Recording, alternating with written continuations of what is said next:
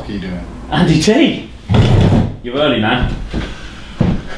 Come here. Why are you dressed as a chicken? Huh? Why are you dressed as a chicken?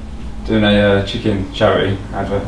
Is this true, or is this just something you did because you knew you were supposed to meet? No, I genuinely am getting employed by a chicken charity to promote. And a worthy cause, honestly. These chickens go through hell to produce these.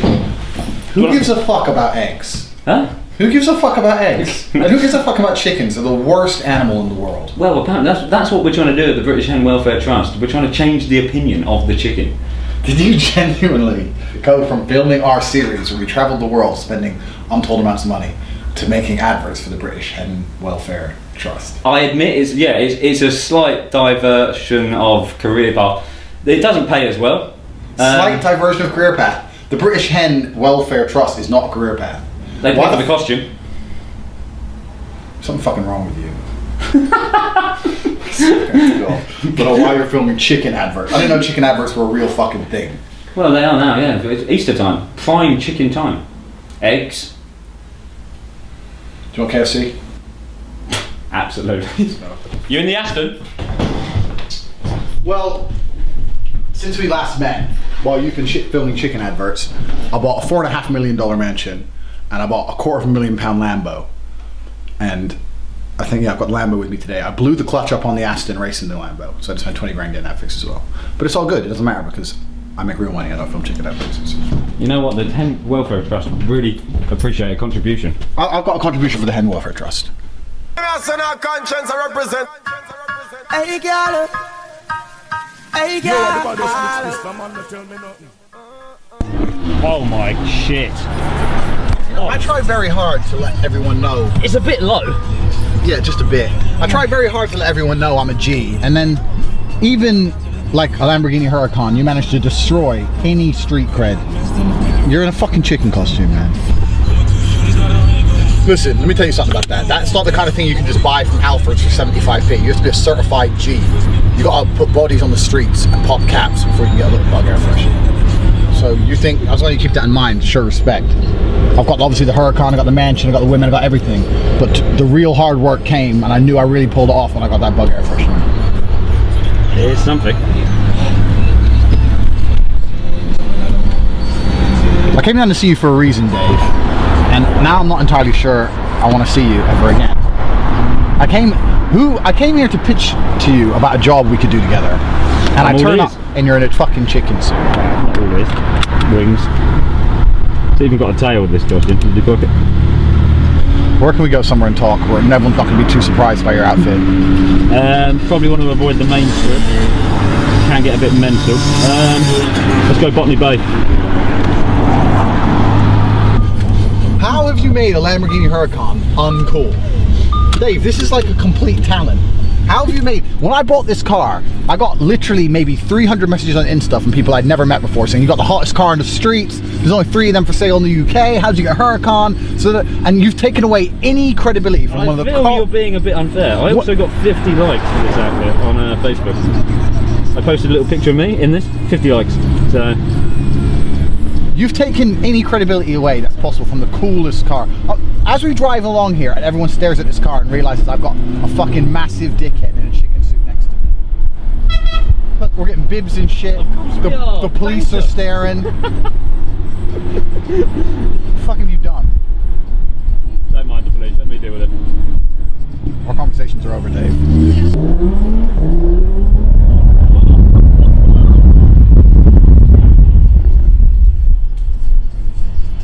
Literally just think I think I might have lost the flat. That would be a massive shame.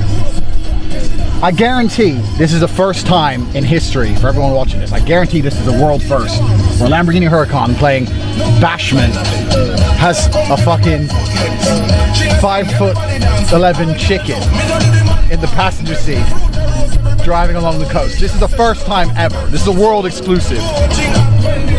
World exclusive. Broke off me cock, broke off me cock, broke off me cock, broke off me, broke off me, broke off me cock. I'ma send it up in you, send it up in you, up in your room. Come broke off me cock, broke off me cock, broke off me, broke off me, broke off me cock, girl. Who you are ramp with? On a game, up in your belly, girl. Come in here, I make you get wet like in a rain, then I make you feel high like on a plane. You say I saw the fuck with it hot, should be TV, make it touch this spot. Youngster can't afford the top, y'all put the chat, come right down, broke off me cock, broke off me cock, broke off me, broke off me, broke off me cock, don't you broke off me cock, broke off me cock. Cheers. So, Yeah. what brings you to the Cockmeister? Never called myself that. Won't again. Right, so basically what happened was, as usual, I accidentally made loads and loads of money. Terrible when that It happens, you know, Yeah, like, of course. I breathe in, I'm walking through life, and I like slip, Oh. bam, cash. Shit. And people are like, Andrew, how does he make so much money? But you know, I'm just me. So I bought a $4.5 million mansion. Right. Yeah. Just What? to soak up some of the... Well, I bought the Lambo. I still had loads left, and I bought the mansion. I've still got loads left now. But Pain. one of those things. It's annoying, you know, because every time you go to check your balance, it's like it's too big for the phone screen. You got to scroll across. And so yeah. I want to do an episode of Cribs. Do you know what Cribs is? MTV Cribs. Cribs. MTV Cribs. Do you remember it? Yeah, it's like it's a gang, isn't it? No. Okay, so Crips. Crips. That could be Crips. that's MTV Cribs. Crips. Yeah, Cribs is when they had people who were obviously super successful badasses like me, and you go to their house and look around their house and see all the cool things their house has. So all normal people hate their lives. You know, normal people with like one living room. Yeah. Wankers. Yeah. So what we do is you do an episode and you show the whole wanking house. room. Exactly. So I've obviously got 8 bedrooms. I've got a cinema room. I've got 2 living rooms. I've got an indoor pool, an outdoor pool, jacuzzi on the roof, blah blah blah. So what you have to do, you have to turn up the Lambo, the Aston, the Range, all outside. We've got to talk about all the cars. I'm going to show you around the house, show you all the things I've got. It's going to be filled with big booty hose. It's going to be a beautiful thing. And that's what I was hoping to hire you to do, but I turned up and you're in a chicken costume. Well, it's funny. I did something quite similar with the chicken charity. Went around on their hens, filmed the chickens. You cannot compare my episode of Cribs to the chicken. Quite a small shed. To them. You don't understand. You need to watch an episode of this. It has to have like cool music and cool montages and me being a G and loads of fit women and my massive mansion, and everyone has to be like, I hate that Andrew guy. He's so fucking successful. He's so fucking rich. It has to be cool. And I've come here and you're in a chicken costume. Yeah. Do you think I'm necessary for people to hate you? I feel you're doing a fantastic job by yourself. Can you do my episode of Cribs and can you make it look good? Or is Absolutely. Is it going to look Done. If you're going to try and film it the same way you filmed the chicken shed, I'll do the research. Come on, I'm a professional. I don't think I've ever seen you do anything professionally. Ever. Episode. Yeah. We're going to do it. You have to come to Romania with me. You have to film my new $4.5 million mansion. What are we talking? Considering you're filming, I'm going to estimate the cost you were getting for filming a chicken advert. Yeah, go on. Go mad. I guess they paid you around 200 quid. So I'm going to pay you 225. Done. They didn't even pay that, so I'm well happy. Fine. £225 for my Cribs episode. Done. What were you? Chicken. You ordered chicken. Yeah, order chicken. Obviously, chicken. That's what the Hen Foundation are going to do. Come after me, track me down in the middle of the night, kick my door down. A bunch of men in chicken suits. What, me and Tristan have to go militant, start knocking chickens out. 6 foot tall Now chickens. that would be an episode of Cribs. Chickens versus Tates.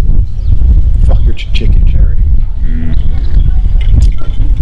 They've tried so hard to save chickens, and all it did was make me order too much chicken. I guarantee there's more chicken than I can eat. Guarantee more chicken's coming. I can possibly vent to it. I'll chip in. Bit immoral, I feel. Maybe the chickens want to die. You ever asked a chicken if it wants to live? It doesn't even reply. Just clucks. Yeah. Fuck you then.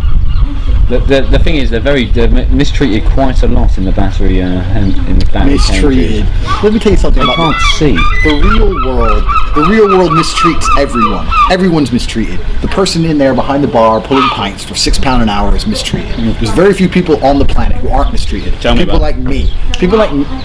£225 to go to Romania. That's not bad. Yeah. Okay. You're overpaid. But I'm severely overpaid. Like severely. Like I make over £1,000 an hour and I do nothing. So I'm not mistreated, but everyone else is mistreated. So you've got 2 kinds of chickens. You've got the Tate chickens, which are just like banging other chickens, being a G, Lambo, chicken Lambo, you know, cruising around, has his own hen to himself, $4.5 million chicken coop.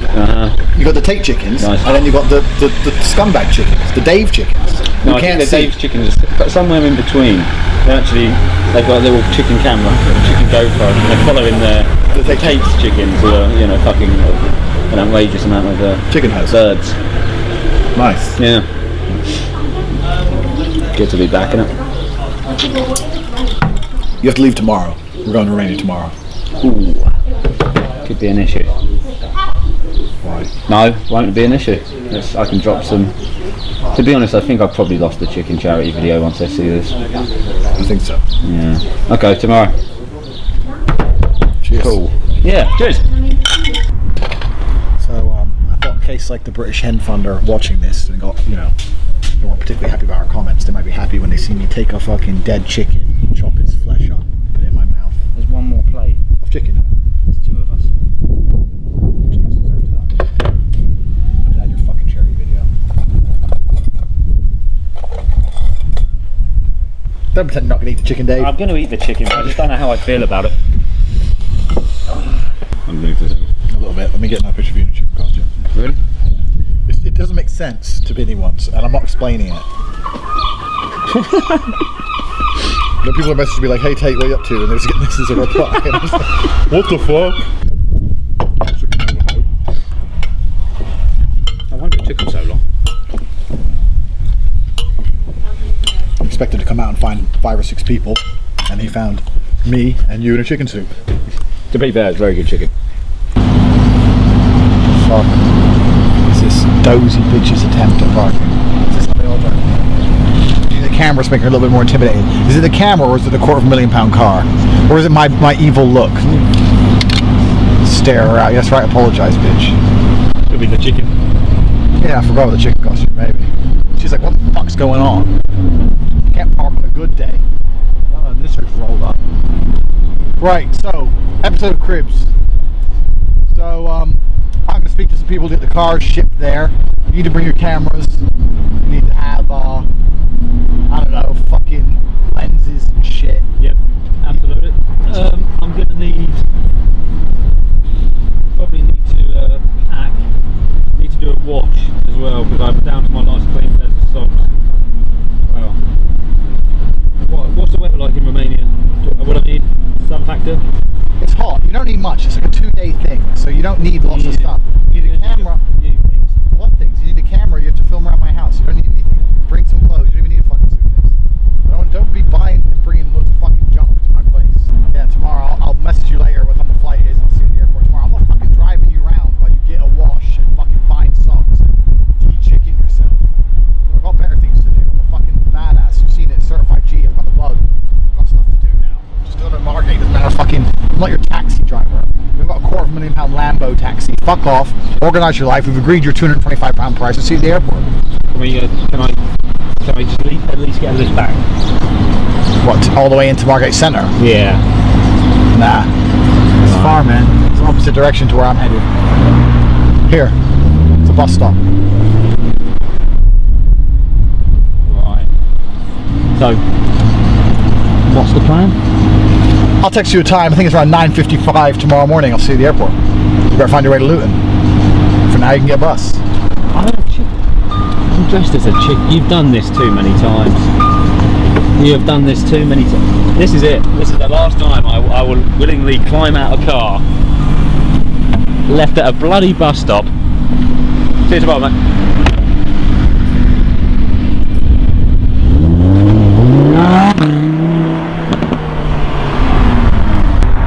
Don't know how to feel about that, really. Mixed feelings, I suppose. Obviously quite hard, but terribly cold.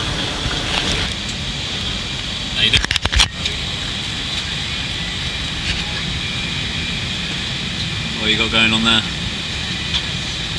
Important business. This is how I became a millionaire. Save the world. More of a Sudoku man myself.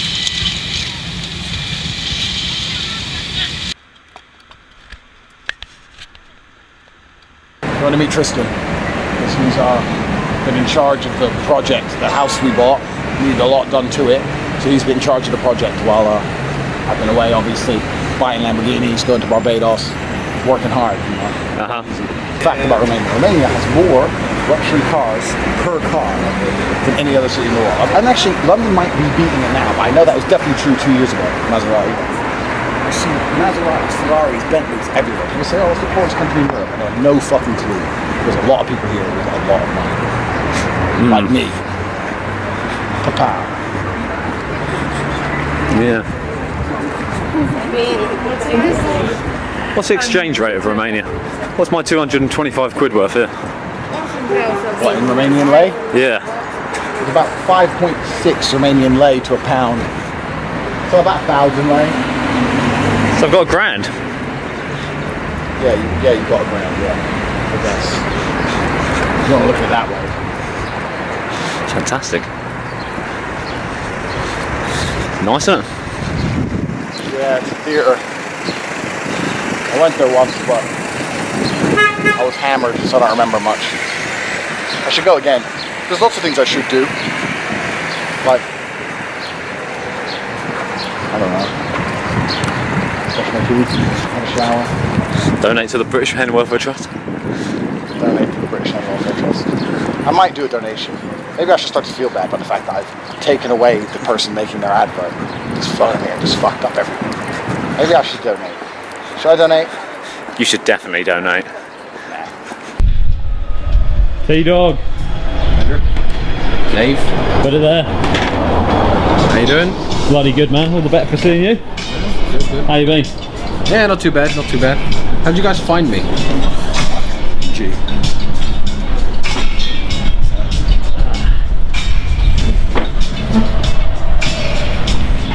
Right.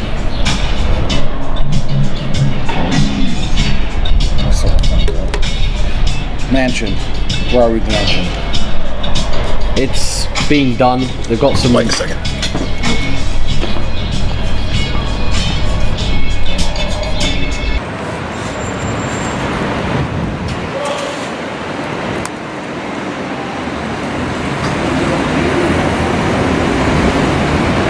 Well. Back to the casino he goes.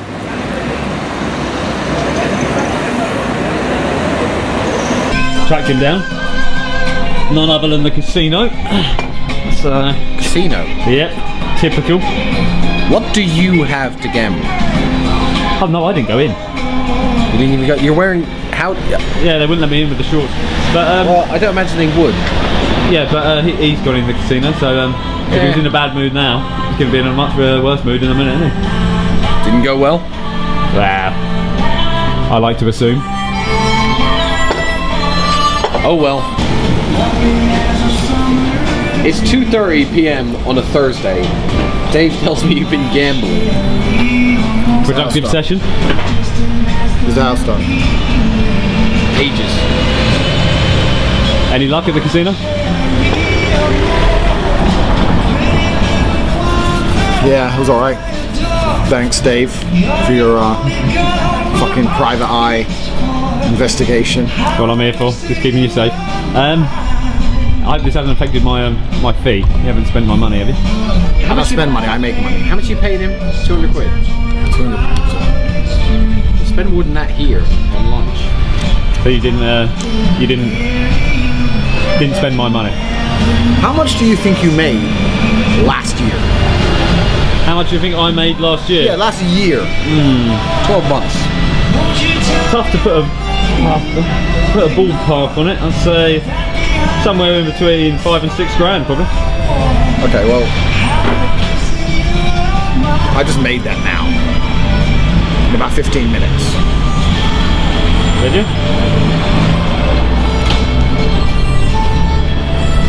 Anyway, house. Good. Not gonna be ready. I don't know. It's not gonna be ready for ages. A million things to do. Plastering, reupholstering that couch I liked. Loads of things. Swimming pool needs to be filled, chemical treated, loads of shit. So where's the list of things that's been done and haven't been done? I had a list on my phone, which I dropped and broke.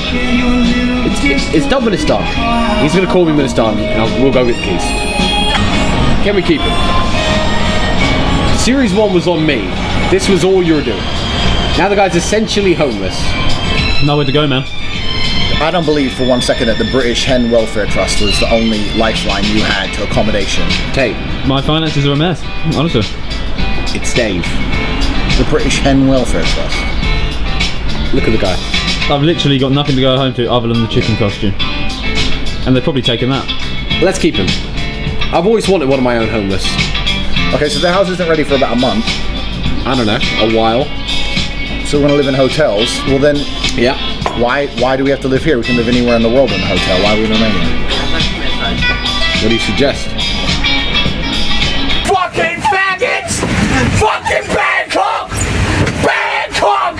You're queer! You're ridiculous! Where's the fucking beers? Where's the fucking beers in this taxi? Fire him! I'm sick of your shit! All of you!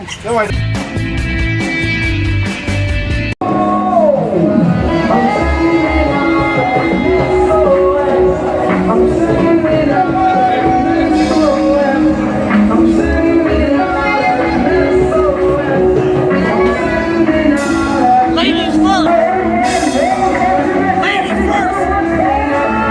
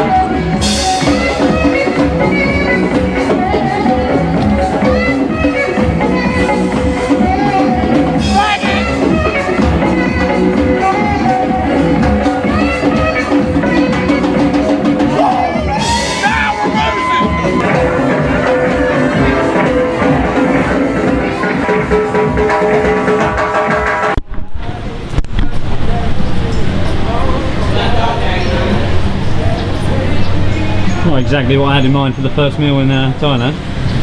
Starbucks. Who gives a shit? The world's more and more samey by the day. It doesn't matter if you're in England, it doesn't matter if you're in Romania, it doesn't matter if you're in Thailand. Starbucks will always take your money. So what's on the agenda today? Go and see a couple of Buddhas. Nice spiritual hike.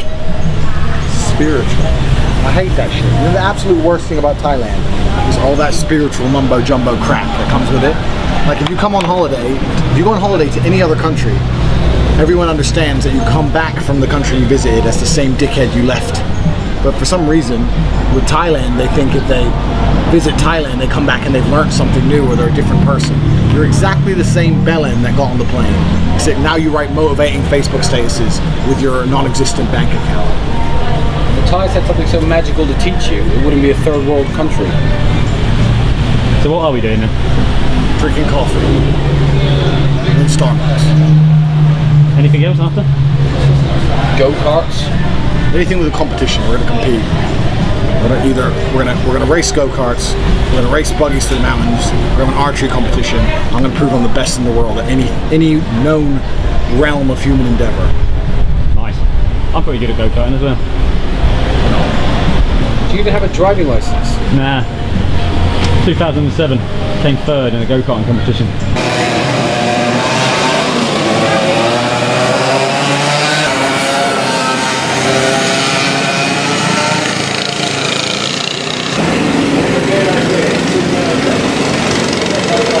So who won? Me, obviously. Good race? Yeah, fun.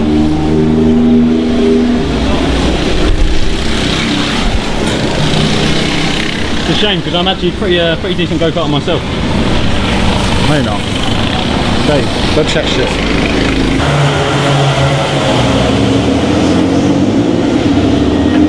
5,000 baht.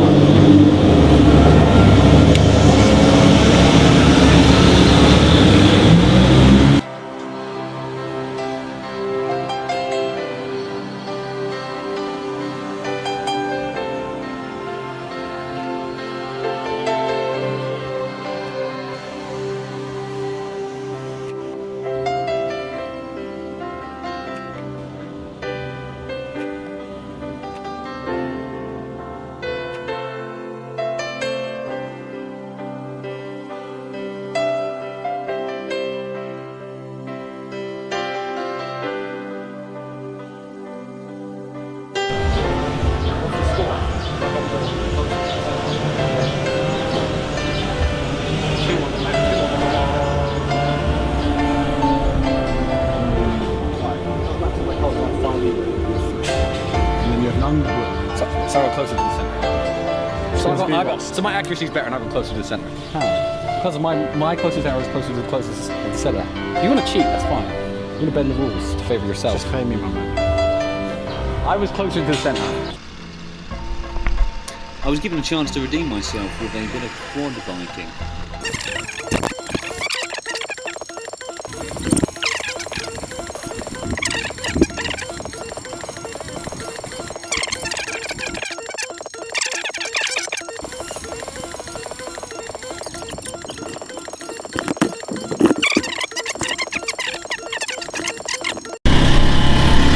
It's your Thai culture, mate.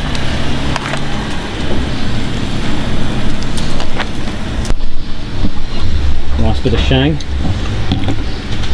Consuming the culture, literally.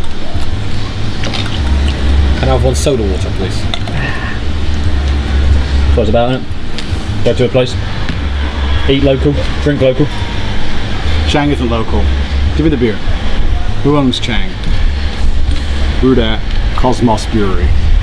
Okay, I guarantee I'd like someone to actually Google Cosmos Brewery. I bet they're an international conglomerate which probably own Heineken at the same fucking time. So it's not really local. Like everyone that comes to Thailand, they think they do these amazing little local experiences and they're dickheads. Thailand is filled with beautiful scenic spots with 10,000 people in it, all trying to take one Instagram photo with themselves only, trying to cut out everyone else in the background to make it look like they're lost on some adventure when they paid fucking 800 baht to be picked up from their airport and taken in a fucking taxi. Deze. See how he just takes all the peanuts, tells the ones to get lost? He's the true player.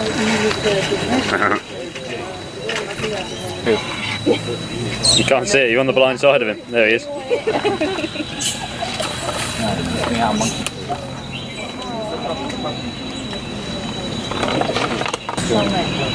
Fan of monkeys? No. What's a monkey ever done for me? Has a monkey ever paid my rent? No. No. Monkey ever showed up at my house with a bag of food and fed me when I've been hungry? No. I don't mind Thailand for what it is. Thailand's a place where there's no real laws, you can act a bit crazy and you can spend some money, fine. But the problem with Thailand is it's full of dickhead travelers with fucking backpacks who think they're better than everyone else because they manage to spend as little money as possible. And they'll sit there and go, oh, I got a real experience of Thailand. I was traveling around with my backpack and I was staying in hostels and, you know, me and the local people. The local people don't give a fuck about you. The local people do not care about your fucking travel blog. They don't give a shit. All they care about is how much money you have. The reason there's no real adventure in Thailand because if there was anything worth discovering in Thailand, the Thais would have fucking put a road sign and a fucking dude would be standing there charging you 300 baht on your way in, and they'll put on every single fucking poster saying, you want to come? Because they want to take your cash. So you're like, oh, I discovered this temple, I went here today. Like you just discovered some random shit. There is no random shit. Anything worth anything is advertised to fuck to take your money. To Thailand. Should have gone to Vegas. The road to the temple has shops left and right of it, so people could sell you things on the way to the temple.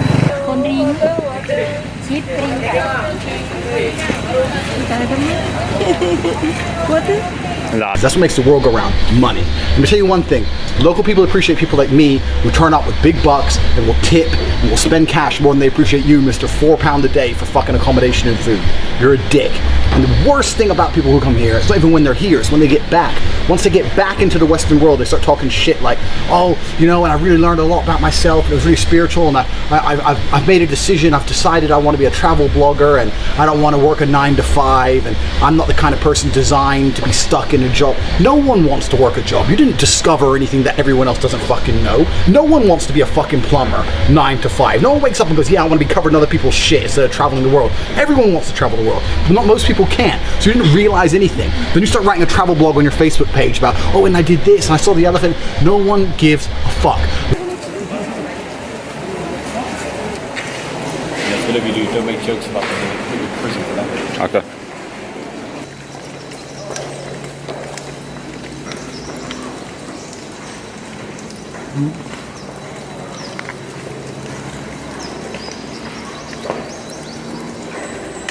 Look at this little guy tucking into some G-nuts.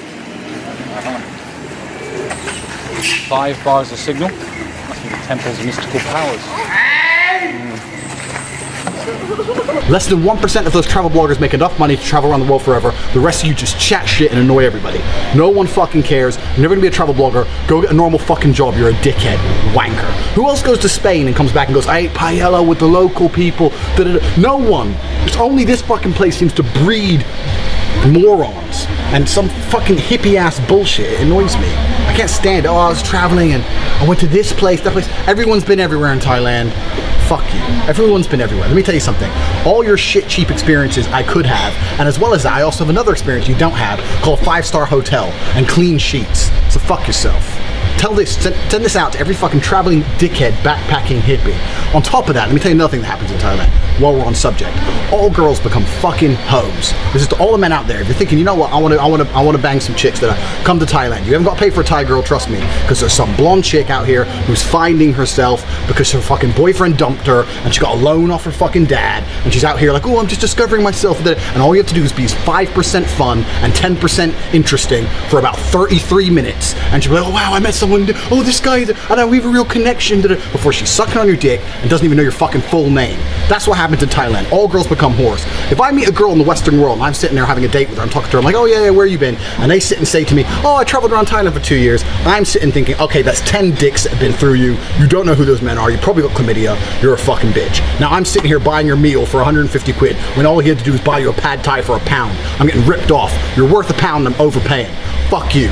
So if you have a daughter or if you have a girlfriend, she wants to go traveling, tell her she's not allowed. She's not allowed to go traveling. Tristan banged 9 girls in 7 days. No prostitutes, 9 new girls in 7 days. It's out there to the real world. That's what happened. What were their names? I don't know. They came there to find themselves. They found themselves naked in my bed. They found themselves naked in his 5-star hotel. That's all that happened. Fuck Thailand. And fuck the dickhead dudes who come here as well and get a fucking tattoo and do like 5 days with some Muay Thai and think they're hard and walk around with a fucking Muay Thai vest on. I will kick the fuck out of all of you. Do you know how many times I've woken up pissed up my brain, walked into a fighter's gym full of people who are going running every single morning, and even though I stink of vodka, just beating the shit out of them all.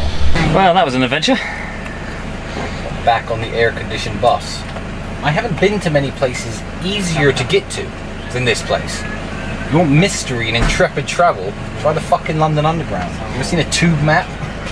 I fucking hate this place. I fucking hate Thailand. You piss me off. Don't talk about Chang again. Dave, I think we discovered a waterfall. No, I think we have. Must be the first people ever to see it. They should name it the Tristan and Dave Waterfall. What a purpose. What a purpose. Unbelievable. Ah.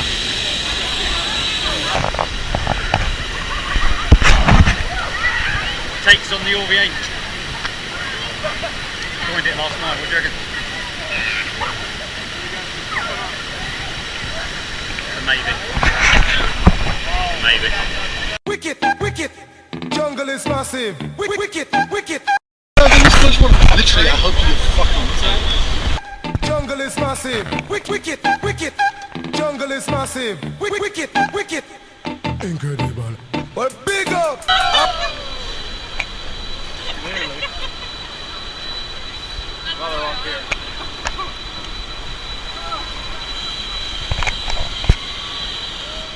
He's letting the air out of our boat.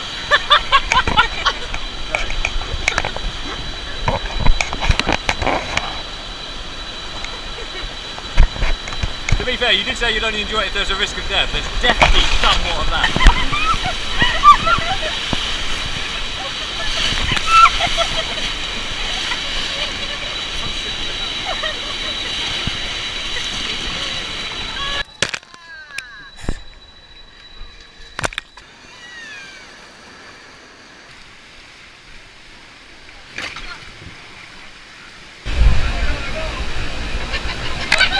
Well, classic banter.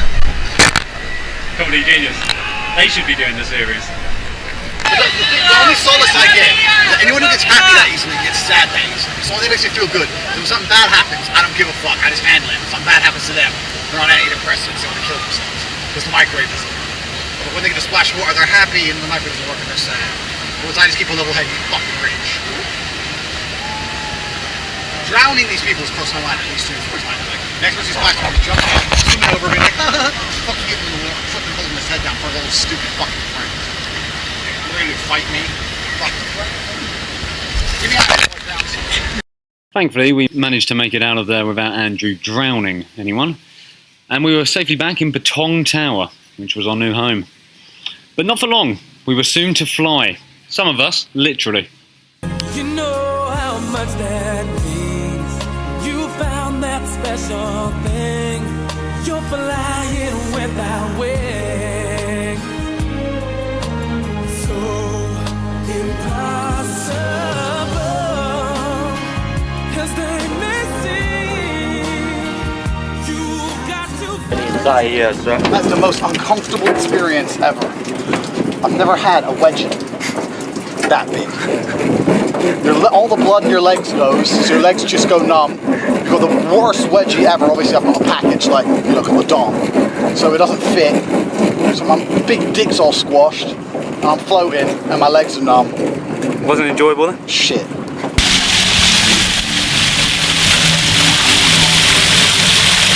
Tasty fruit, isn't it? It tastes exactly the same as England. Maybe it's a British Scots. Maybe. What's been your favourite activity anyway so far? Rafting's been okay. Yeah, it's good. But, Wolf's dead, which is bad news. Really bad news. Wolf was a G. Wolf was the best dog any man could have.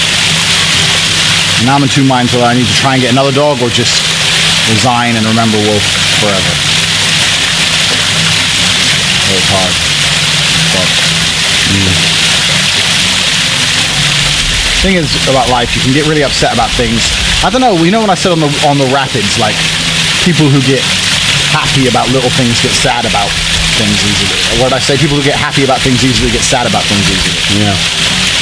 And all the people who will splash water and laugh and giggle like it's the most amazing thing in the world. Something like this would crush them. And although I'm quite upset, you know, I've got quite a cerebral, quite a neutral view to life. It's not a nice thing. I'm unhappy it happened.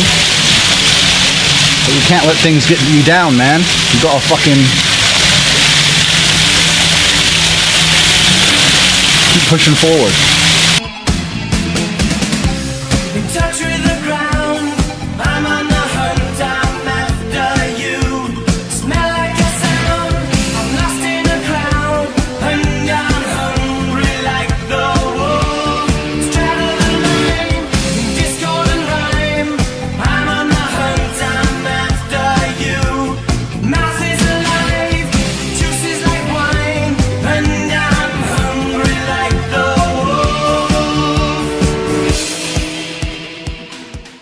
Easy to be like, I think a lot of people in life are just like, I look at other people and they're just feathers in the wind. Like when bad things happen, they're sad, and when good things happen, they're happy, and they're just like a feather in the wind, like at the beginning of Forrest Gump. I always found that quite an interesting analogy. At the beginning of Forrest Gump, there's a feather floating in the wind, and I think it kind of is saying like Gump's life is just him being taken wherever the wind blows him, and he ends up with this crazy life. And I think a lot of people live that way, where especially by their emotions, good things happen determine exactly how they feel, and I don't think that's the best way to get anywhere in life. I think it's better to be in control of yourself, you know? When bad things happen, that's fine, and it's okay to feel sad about them, but you can't let that completely destroy you or own who you are. Even temporarily, I think that's a bad thing to do. Because as upset as I am, I need to be smart enough to realize it's just chemicals in my body telling me a bad thing's happened. You know, and I've just got to look at it from an external point of view and say, I miss my dog, I love my dog, it's chemicals in my body telling me to feel this way, and sooner or later I'll feel better, and you just got to keep on keeping on. There's no other way about it, so. Works for Forrest Gump, doesn't work for Andy Tate. Forrest Gump. I could run faster than Forrest Gump anyway.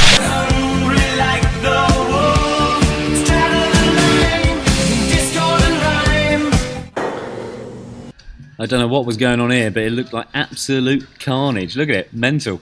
Not the kind of place you want to go in your Sunday best though, when you're wearing the Lambo t-shirt. But one for later maybe. Yo, Andrew! Does Dave have any idea what Songkran is?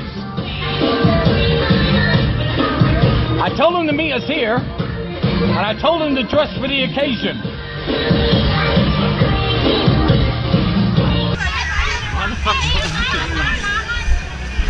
What the? That's a fucking Lamborghini t-shirt! Oh, I don't fuck. fucking half naked, fucking wet. That's not on. Oh, she'd surrendered tactically. Well played. Oh, not the base! Oh! Oh! Not the base! Oh! The animals! Oh! Oh! Fucking savages! I don't know what the fuck's going on here, but this is not cool. Look, I'm in my bloody trousers, Lamborghini top, covered in white shit, soaked.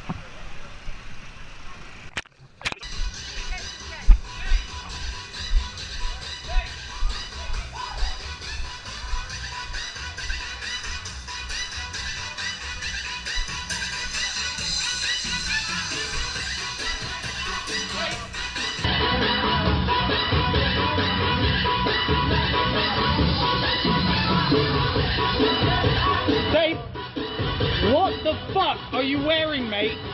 It's just for the occasion. Sunday best. I want my Lamborghini. Don't you know what the occasion is? It's Stonecraft. Yeah, warfare, by the looks of it. Yeah, it's a war fight, 2 years. I'm dressed for the occasion. He's dressed for the occasion. What the fuck is this? They're ruined. Fucking brand new Bluetooths. At least you're smiling. He's smiling. You're nice and dry. Oh, yep, it was Songkran, 2,560. Tie time. My beats were ruined, but revenge was to be had. I give you the G Unit.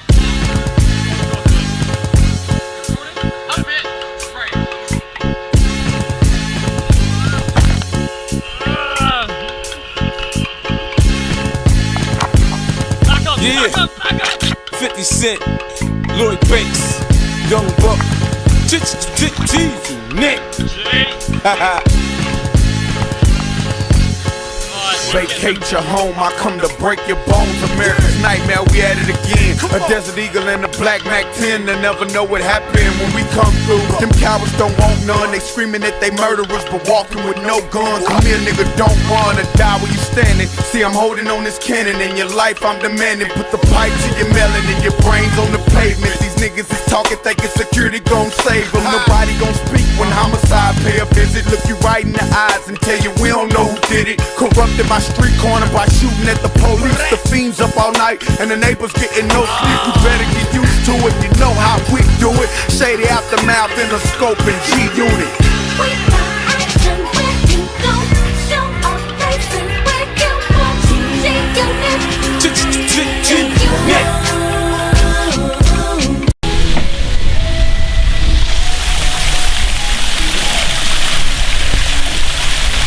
Not a bad life, is it, boys? Shows that hard work pays off. Our hard work pays off for you, yeah. Yeah. I don't know, that camera looks pretty heavy, Tate. Anyway, let's go eat. Fantastic. Starving. Nice. The ER6M, exactly the same. Looks slightly higher than yours. I think the suspension's different. Very nice, boys. Where's mine? Well, we did actually get you one. Yeah? Have you ever ridden a motorcycle before? Nah. Do you have a driver's license? I'm pretty good driver. I told you. Go-karting, 2007. See if you can keep up then. Ah, well that's not exactly fair, is it? Because they're going to be a lot quicker. You wouldn't beat me anyway. I came third. 2007 go-kart. We're going to the go-kart track right now. Right now. Keep fuck food, fuck dinner, fuck lunch, whatever. We're going to the go-kart track right now. We're going to race. And Dave, you better be good.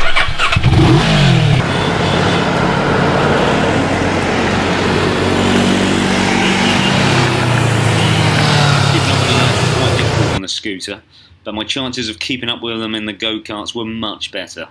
Easy kart. She a dot. Cooking up dope in the crock pot. We came from nothing to something, nigga. Hey. I don't trust nobody, grip the trick. Nobody call up the gang and they come and get gang. Cry me a river, give you a tissue. My bitch is bad and bullshit. Bad. Cooking up dope with a Uzi. My niggas is savage, ruthless. We got 30s and 100 rounds too. My bitch is bad and bullshit. Bad. Cooking up dope with a Uzi. My niggas is savage, ruthless. We got 30s and 100 rounds too. All set. Woo, woo. Records on records, got backers on backers, I'm riding around in a coupe. I take your bitch right from you. Bitch, I'm a dog. Beat down her walls, loose. Hop in the fall. I tell that bitch to come for me. I swear these niggas is under me. The hate and the devil keep jumping me. Back rows on me, keep me company. Hey, we did the most. Yeah, pull up and goes. Yeah, my diamonds a choker. Holding up, I with no holster. With the ruler, diamond cooler. This a roller, not a mule. Dabbing on them like the usual. Magic with the brick do voodoo. Courtside with a bad bitch. Then I see the bitch we do. I'm young and rich plus some bullshit. I'm not stupid, so I keep the boozing. Records on records, got backers on backers, so my money making my back. These niggas got a low acting. We from the north, yeah, that. Back to keep nothing the ashtray. Bitches just got some smash tray. Hopping on them, have a drag race. I let them birds take a bath. Raindrop, drop top, smoking, no cooking, the hot pot. Fucking on your bitch, yeah, that. Cooking up dope in the crock pot. We came from nothing to something, nigga. I don't trust nobody, grip the trick, nobody call it. Look at that sheep. Your fastest lap was slower than every lap I did, or any lap anyone else did. Where did I come? Last. Disappointing. Not overly happy about that return to racing. All right, so my fastest lap was 43 seconds. Your fastest lap was 55 seconds. I beat you by 12 seconds. Sounds alright, though. I didn't just pass you once, I passed you twice. I would have passed you 3 times. But then I started dicking around towards the end power slide. You can't go-kart, baby. You can't race. Raindrop, drop top, smoking, no cooking, the hot pot. Fucking on your bitch, yeah, that. Cooking up dope in the crock pot.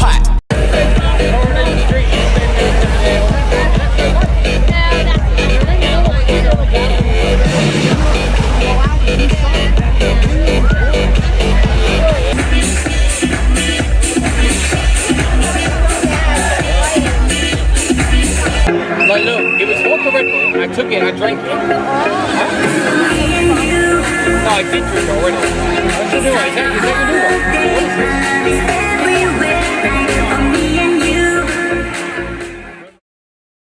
one? My oh my, what a talented Ty. Wow, kind of fucked it up there, didn't he? See that? But pretty good effort with the fire. Yep, this would have been a fantastic shot if it wasn't for the bald English tourist who now crouched and had a shit.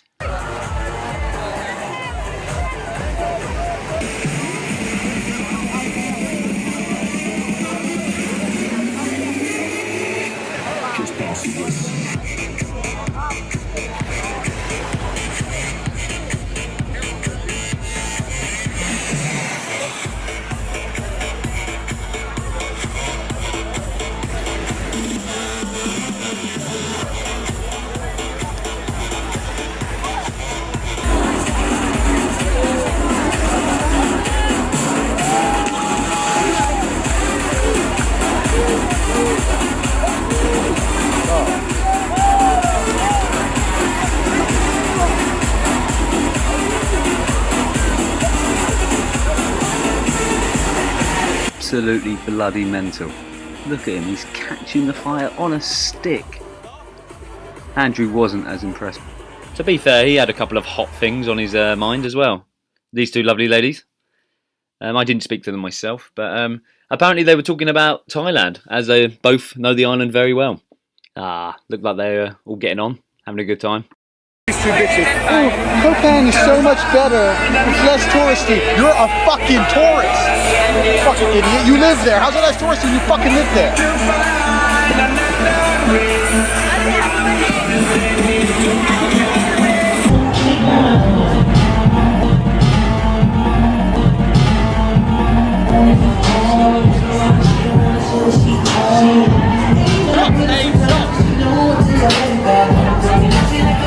Not camera shots! Fucking vodka shots!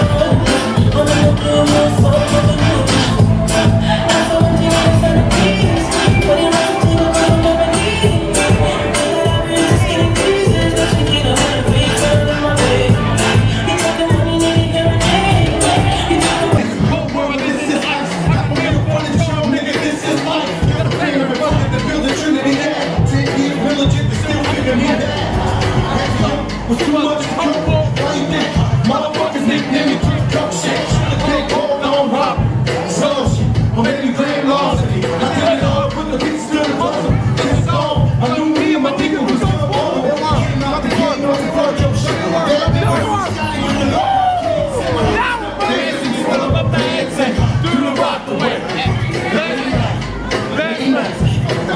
To be honest, I was having a fabulous time. Fat Joe is welcome in any club, if you ask me. And I felt safe as well, because, as you can see from this sign, no needles, no guns, and no hot mugs. Think about how many times a night's been ruined by a mug.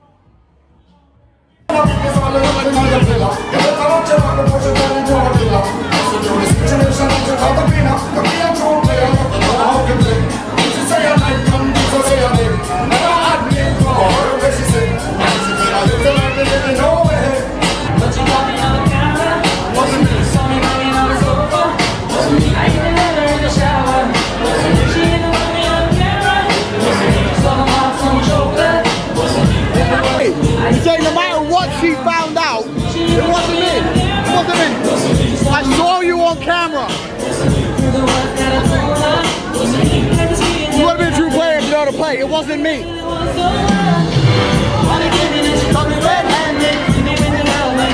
Make sure no say that she really not a right for vex. I never used to see her make the jigger low flex. One time, two time. Yeah, yeah, yeah, yeah. One time, two time, when you telling me dog, it's like, oh my God. One time, two time, when you telling me dog, it's like, oh. One time, two time, when you telling me.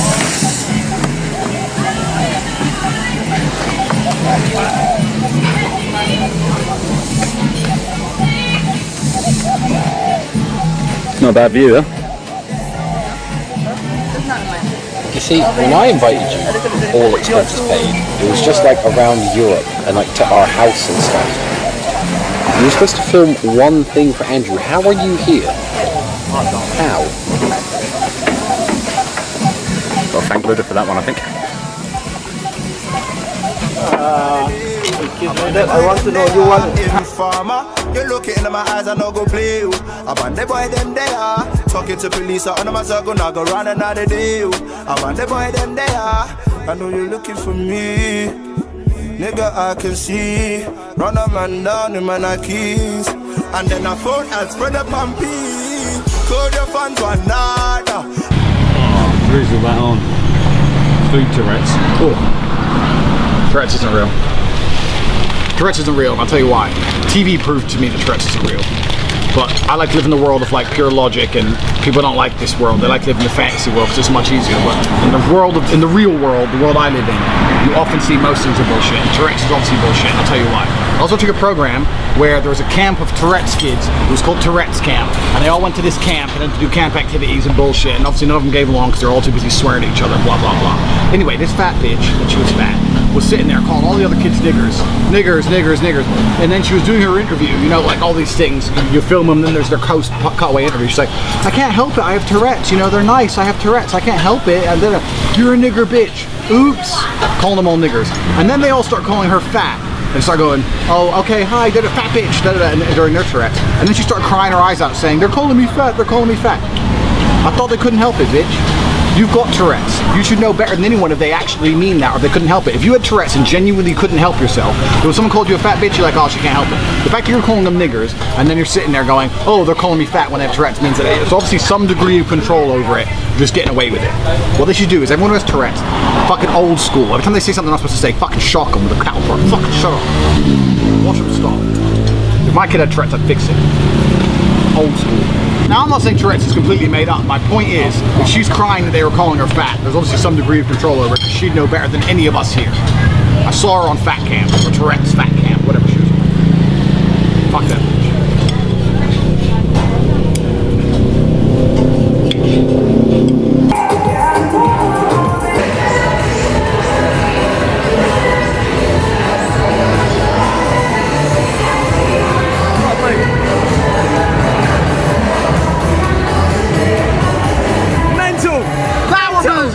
Now we're fucking boozing. Hateful. Where are we going? Andrew, where are we going? The only place on earth cooler than me.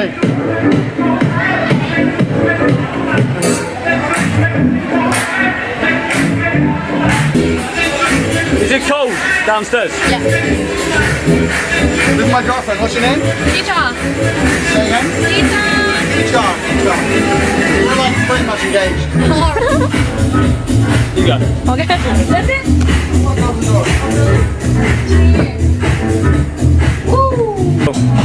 Oh, it actually feels like I'm back at Iceland. Mum's from Iceland. Yeah? What did you have to say about mums? Moms. Fuck you. Go on. Details. Basically, anyone who says anything bad to me, they straight go back to the year 11 insult. Like, oh, Andrew, you're a dickhead. It's like, your mum doesn't think so. They're all like inboxing, my mum's dead. I'm like, I don't care. I'll still fuck her. I don't care. What do you think about the basic lyric? Obviously, you're a big connoisseur of rap music yourself. Yeah. But more money, more problems. How do you feel about that? More problems. That was I think when you get money, you get different kind of problems. Like when I was broke, I never ever thought I'd need a lawyer. Same as with monkey ears. I thought I'd never ever need a lawyer. I think, who needs lawyers? And then when you get money, all of a sudden you start spending loads of money on lawyers. People try to sue you. People are like, oh, he beat me up. Oh, you fucked my girlfriend. Oh, you know, shit happens. You need a lawyer. So now I'm giving like $100 grand a month to wait to a lawyer. So I think you get different kinds of problems when you get money. Not necessarily more, just different kinds. But I can definitely pay the phone bill. And I'm a G. Straight enough questions. Let's move. Oh man, this is so cold. Why are we here? Thailand. We're cool guys. Hi there. But you keep boxing in China, right? Yeah, we both Everywhere, all over the Yeah, world. everything I made from China, see? Bloody both are. Even his hand. Yeah, all over in China. Yeah, I know. I'm Chinese. Yeah, we're both kickboxers. We're brothers actually. But you So made those Dave signals. Tate, This is my Tristan, name. So my wife's. If you're not boozing, you're losing.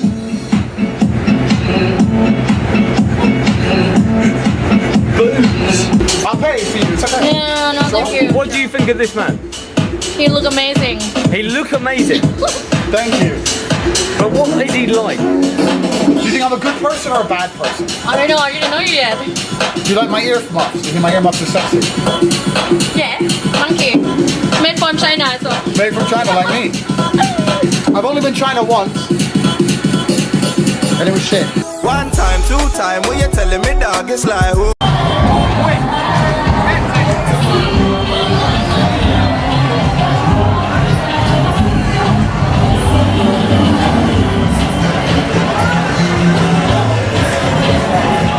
That's great. Hey, you Stand back. eat all you should. Alright. You eat all you should. What do you want? Thumb more for what? You win for free, no money. Yeah? I win you back. What, 100 baht? Yeah. What's your name? My name Bruce Lee. Bruce Lee's your name? Yeah. Give me one kick. Your name is Bruce Lee, yes? Yeah. That 1,000. 1,000 baht. For you. Thank you. Because you're Bruce Lee. Because you're Bruce Lee. Hey man, look. Work hard, stay in school, train hard. Yeah. One day you'll make it. One day you'll make it. One day you'll make it. How much you pay? A little bit fat, a little bit fat. What? Yo, Bruce Lee. Yo, I'll kill Bruce Lee. I'll kill Bruce Lee right now. Hey, Bruce Lee. No. Alright, good luck. No. You, good luck in the future in everything you do. Make some money. Be the man. You can do it. See you later, brother. I win. Oh, Bruce Lee, I win. He beat me. I beat almost him. He beat me. Dead. Stay in school. Stay in school. Hello, man. How you doing? Good, man. How are you? Bloody fantastic. You're a good man, Dave. I try to be. Koh Samui will not be the same without you. Carry on. So the Tate brothers have checked in Yeah. to yours. We know. What did you? What was your first impressions of the Tate My brothers? first impression was after I saw some YouTube videos, I thought I was gonna get my head broken in, and I was really kind of like, I wasn't sure, like, is this the way I want to die? Is this the way to go? Seriously, I was really, you know, when you see this stuff, because like these Muay Thai, MMA guys, you don't know what's gonna happen. Like blood doesn't just start dripping out; it starts squirting out, like out of arteries. You know what I'm talking about? It's really sick. But then I realized, no, dude, these are fun-loving guys. Like if you're not in the match inside of an octagon or a ring, they're great people. And then I was like throwing. Then I let my guard down. I'm like, let's hang out, maybe talk about life, and maybe some things in common. And then I realized Andrew is a cool guy. Andrew is he's the guy. They always say that it's the quiet ones you gotta watch, But Andrew, I thought that, but then I realized he's the coolest guy. He's a fun-loving guy. Tristan, I always call him the closer. Tristan's a closer. He goes out, he talks to people. He lets you know exactly what's on his mind, So anyways, long story short, I told you a little bit about the two, okay? This is improv, no scripted. This is not fake news. This is not, no teleprompters here. This is me talking to you, David, and everybody, whoever's watching the vlog, Listen, great guys. They're really awesome. And if you ever get a chance, ask Tristan about how he can flip over fences. I'm gonna leave it at that. Is the frog, it's true. You don't worry about the snakes, spiders, anything. It's the frog. That's what they say, Chang o'clock. Yeah. Chang o'clock, fellas. Yeah. Chang o'clock. Chang Clock. That's my middle name. So anyway, how you feeling? I'm very good. My knee is grazed. Actually, you could see.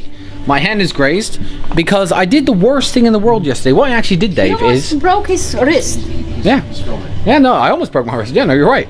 What I did was I came home. I wasn't even that hammered.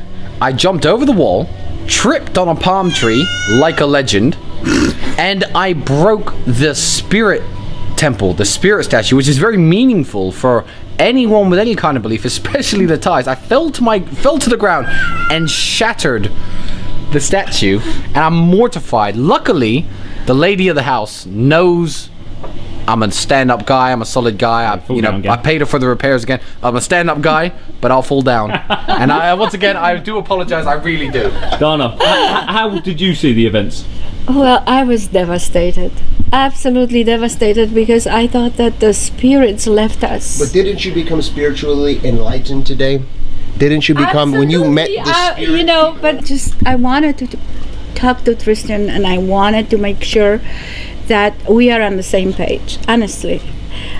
Because I saw you crawling from the accident place, and I really worried so much. So you were crawling. I will say, I didn't try. Next morning you were like, did you break the Yes, it was me. How much do I owe you? I broke it. I'm a stand-up guy. That's who I am. I'm not a good guy, but I'm an honest guy. So hopefully, I told her. I said, listen, if it was Tristan, if it was Andrew, if it was David, I said, I know they're stand-up guys. If it happened, they're gonna say it. Don't worry about it. It is what it is. No, but I said we take care of our own. David, because I honestly, he's not athletic enough to jump over the wall. I saw that he did not have a curly head.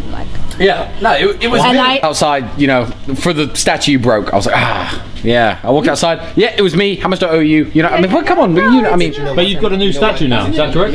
Yes, I do. Actually, I do have a very nice one.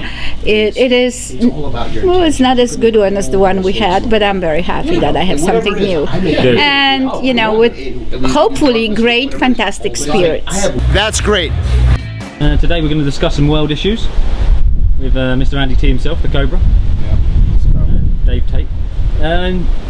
So North Korea, nuclear stuff. Should we be worried? I think a war is going to happen sooner or later anyway.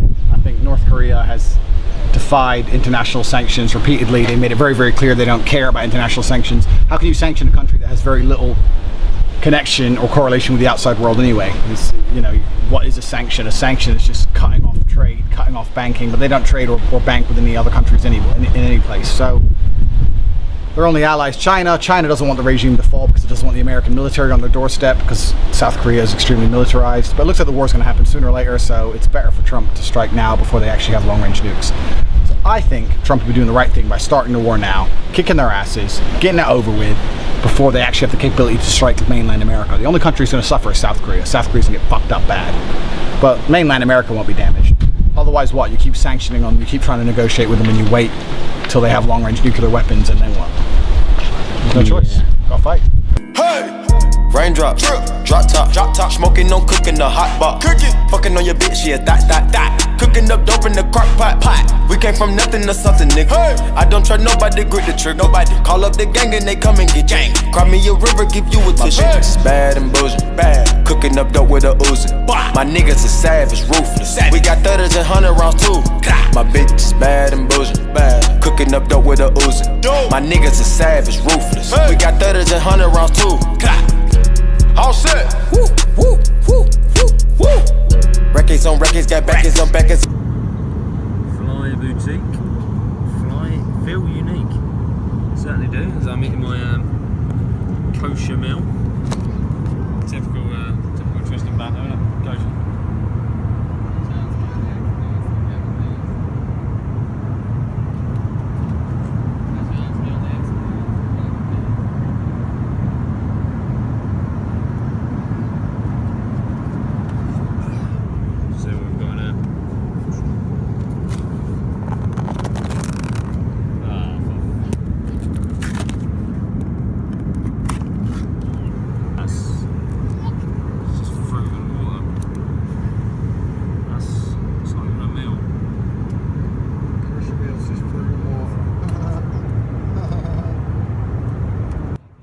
At this point, I realised the real Jew, sitting in front of me, the real Jewish man, had taken off his skull cap and was tucking into a delicious normal meal. Scrambled egg, chicken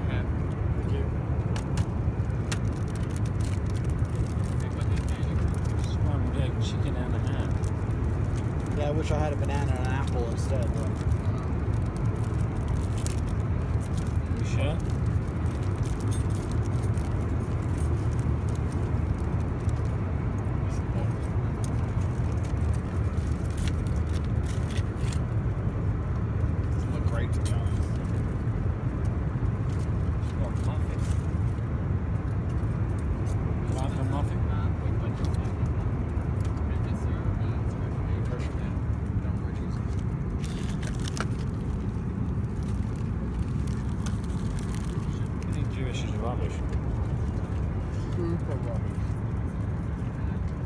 This is an orange that's green.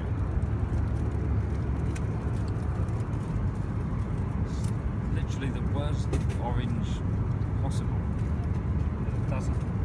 It's not even orange.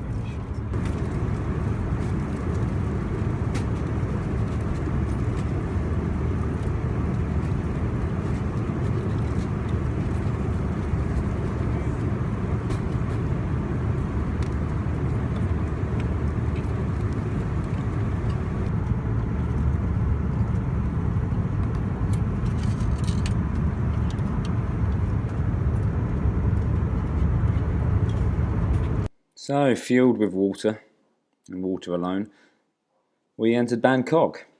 You can see, long live the king. Leicester footballer. Ooh. That means I have to change literally all of my presents that I bought for the family. I'm riding around in a cool. I take your bitch right from you. Bitch, I'm a dog. Beat down her walls, loose. Hop in the fall, woo. I tell that bitch to come for me. Old radio. I like it, but first class anyway. Find out one day, Dave. You win the lottery, maybe. My flight was absolutely an ordeal. Oh, really? That's a shame. Oh, I feel really bad. I'll have to buy you first class next time, won't I? Yeah. Instead of flying you economy from Bangkok to the other side of the world, I'll have to make sure I definitely buy you a first class ticket. It would be much appreciated. Honestly. Screaming child. Why do people take babies on aeroplanes? They have no memory of it, and it's just traumatic for them. It's true. I actually agree with you there. If you take a kid to Thailand, so the kids are ungrateful little shits. They'll be happy in England with an ice cream, they'll be happy in Thailand with an ice cream. Why fly to the other side of the fucking world? It's stupid. Dump him with your fucking his grandparents. Tell him to fuck off and go to Thailand with all nothing bang pauses.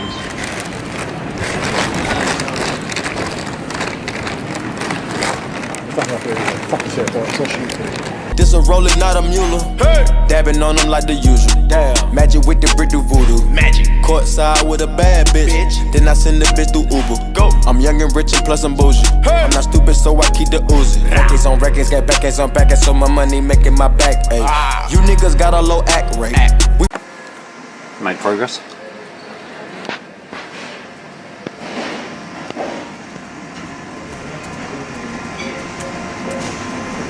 Saving the world, Dave. I'm busy.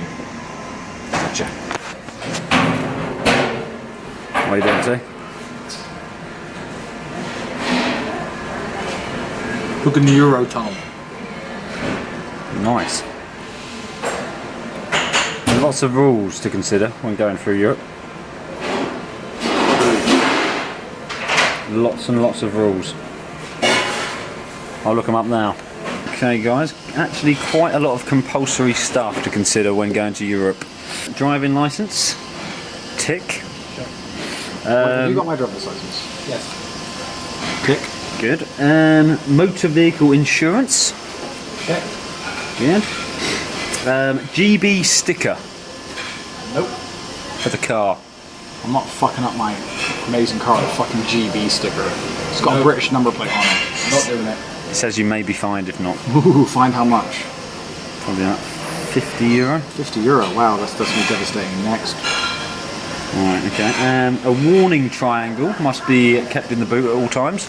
My boot can't fit anything else in it. Have you seen a Lamborghini boot? Warning, awesome specimen of man coming through. Next. Reflective jackets. We must take some reflective jackets. Why? Just in case we have to get out of the car at night. No one misses these guns. Not bringing one of them either. Listen, who came up with these rules? The fucking French. I think it's all French bullshit. Yeah. You must have a reflective jacket. Why? Listen, I've been to France 4 times to fight. And guess how many times I've won? 4. Fuck them. I've beaten their best fighters in the world. What are they going to do about it? Charge me fucking €50. I don't give a shit. Can't wait till Marine Le Pen takes over and her and Trump start World War III. Tell them until Le Pen is the leader of France, I don't respect their laws. What are they going to do? Surrender at us? Send them a letter. Alright. I take it we won't be taking a first aid kit either? Absolutely not. Under no circumstance. If anything bad happens to you and you require first aid, Dave, you're basically dead. Mm-hmm. Survived Thailand despite many a mosquito bite, which I've yet to get checked out, by the way. So if we do swing by a hospital, maybe it's worth. No. Okay. Well, we need a fire extinguisher. No, we don't. Okay. Daylight headlights, passing lights. Not really sure what that means. That means, because I know these fuckers, because our cars are right-hand drive and their cars are left-hand drive, they want us to put stickers on our lights so that at night the lights don't get in other people's eyes. Makes sense. The little French eyes. Keep the dreaming. little French eyes. Fuck them. They eat so many onions, their eyes should be basically bulletproof. I'm not changing over the lights of my beautiful Lamborghini or my British Aston Martin for these fucking frog bastards. I'm just going to drive through the country breaking the speed limit with none of the compulsory items. That's my intention. Worked at Waterloo. Final one, quite important, breathalyzer, single-use breathalyzer. No way. Not only am I going to not have a breathalyzer, I'm going to guarantee be drunk. Tristan, beer only. I'm not giving the police a tool to incriminate me with. Yeah, if you want to find me guilty, do it yourselves. Yeah, bring me a breathalyzer. I'm going to do it myself and prove to you I'm drunk. This is going to be fun. This is going to be fun. Slightly dangerous, but Europe road trip. Aren't you done filming us now? Now you're back in England. Why is he still with us? We're supposed to do a Cribs episode. That's the whole reason he got here in the first place. Fuck, God. Looking forward to seeing the new manor via Europe. Lads on tour. It's finally happening. What are these kids saying? Rev. It's like, fuck off, mate. You don't pay the fucking petrol bill. Do you know what I mean? It's like, what the fuck would I rev for you? If you've got a fit sister who's 16, maybe. But you're just a little douchebag. I don't listen to your shit. Right. We're on the road. I feel very unprepared. Like, I know I've forgotten at least 10 to 15 important items. Toothbrush? No, I don't have a toothbrush. But I do have a walkie-talkie. Me and Tristan bought walkie-talkies. We did not buy high-vis vests. We did not buy triangles. We did not buy one-time breathalyzers. We did not change our headlights over. The French can fuck off. But I did buy a walkie-talkie. Dave's a worm. So we can cooperate and coordinate over very important facts. such as that one. I've got phone chargers, I've got a phone, I've got a debit card with tons of money. So I think our first destination is Folkestone, because that's where the hotel lovely is. place. I don't know, is it? Yeah, so let me put that in. So we're gonna try and get to Munich tonight. No, tomorrow morning. It'll be Munich. We'll get to Munich in the morning. We're gonna try and get to Munich, Germany. Yeah. Nice. Because Tristan says he knows people in Munich, so we're gonna go to Munich, and then we have a little itinerary of important things to do. Nice. Some cultural highlights, I imagine. Some cultural highlights, correct. Because I was supposed to, any of our hardcore fans, precisely 0, watch the first series, they'd know that I was supposed to take my Aston abroad at the beginning of the first series. I need to get to Romania pronto. Slick tires in the wet, in the snow, and I just fucking trust my driving ability to not kill us. That's the option. But either way, I need to leave Friday. So we're either going to go in a car that's ready for the drive or not ready for the drive. But we're going one way or another. So we'll just see what happens. And I couldn't because of snow. And then we bought the Beast. Then we lost 700 quid in 2 hours. And then it all went wrong. If we had the X6 here from Bucharest, we could teleport. Would you be comfortable to make the drive? If we had a second car, I'd be a lot more likely to do it, yeah. But I still think we're not going to be able to make it. But I'd be a lot more likely, yeah. If we had a second car at least. We don't even have a car capable of driving the snow. I'll handle it. I'll handle it. Luton's my city. Luton's not your city. It is. I'll handle it. Back later. Dave, keep him company. I'm sipping, Dave. This is nice, isn't it? Iron Brew. Original and best. Fuck Christmas. It's the most wonderful time of year. It's really not. Only comes once a year. It's happiness. Snow. Snow is the problem with my entire life right now, snow. Fuck snow. I'm getting charged 200 quid a day storage in fucking Romania. I've got to go over there, and the problem is snow. So fuck snow.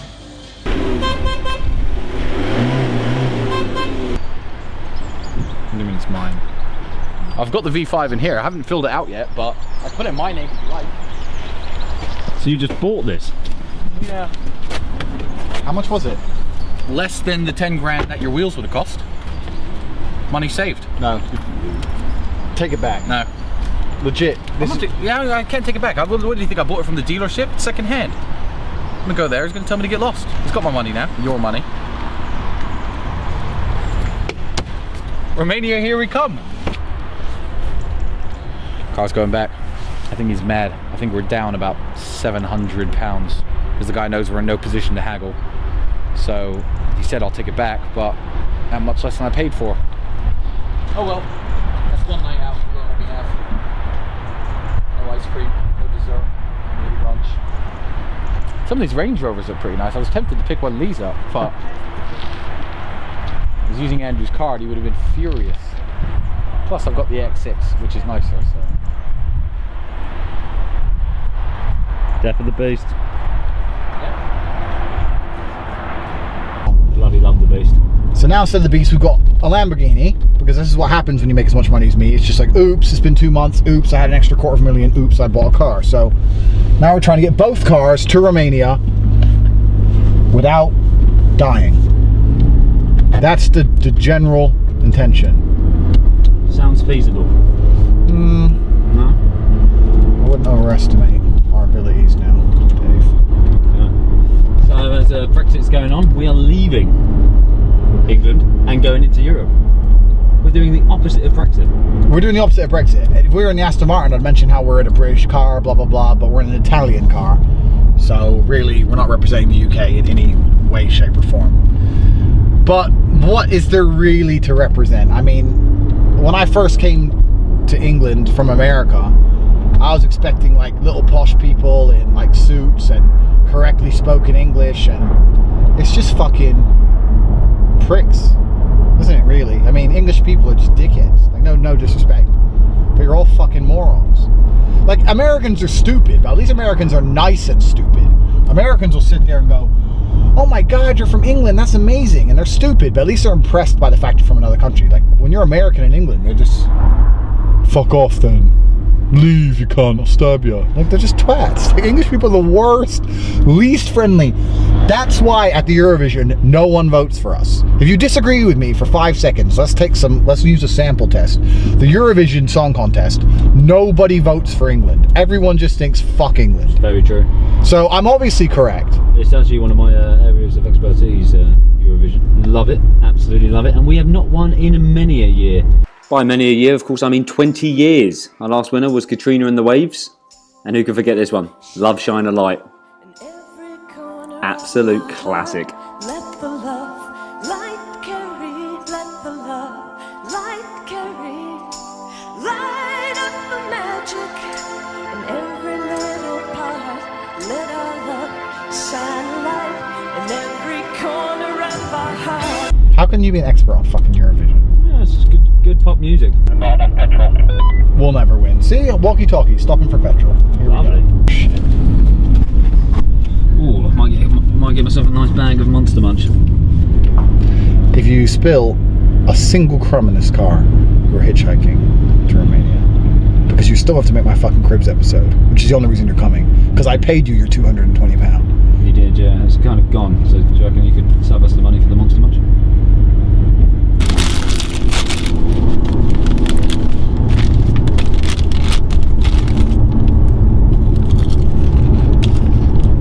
You're one crumb in my car, Dave, and leave you here. I was good. Got fucking 14 hours to get to Munich. This car's gonna be uncomfortable enough as it is. I don't want any fucking mess in my car. I don't want to listen to you eating Monster Munch the entire way. Come on.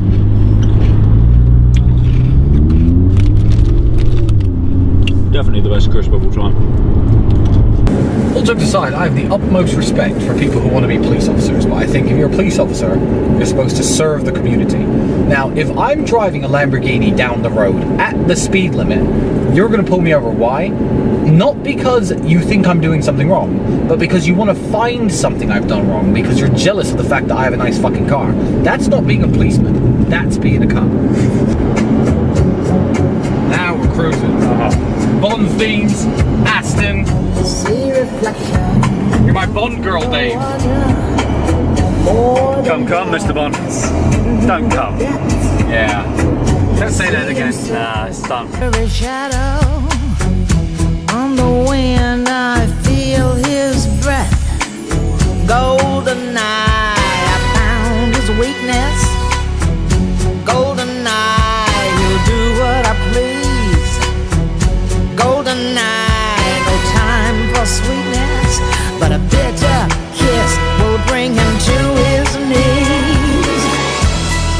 You'll never know how I watched you from the shadows as a child. You'll never know how it feels to be the one who's left behind. You'll never know the days, the nights, the tears I've cried.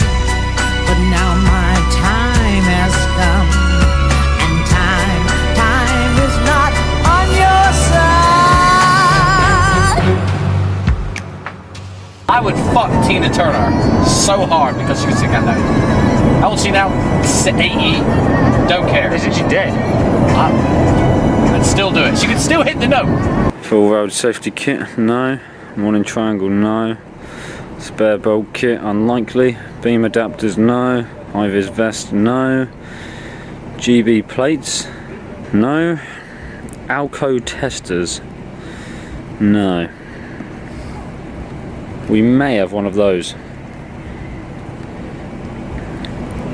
Morning triangle, spare bolt kit, beam adapters, high-vis vest, GB plates, Alco testers.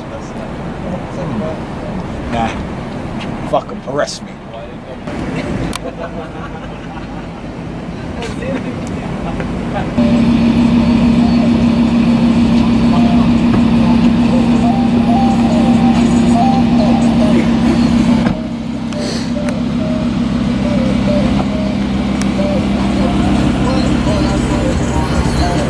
at all.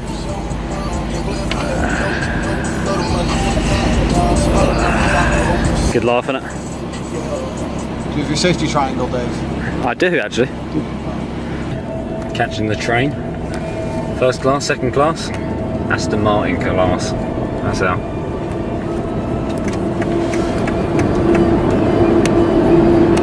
Wide customer coming for you.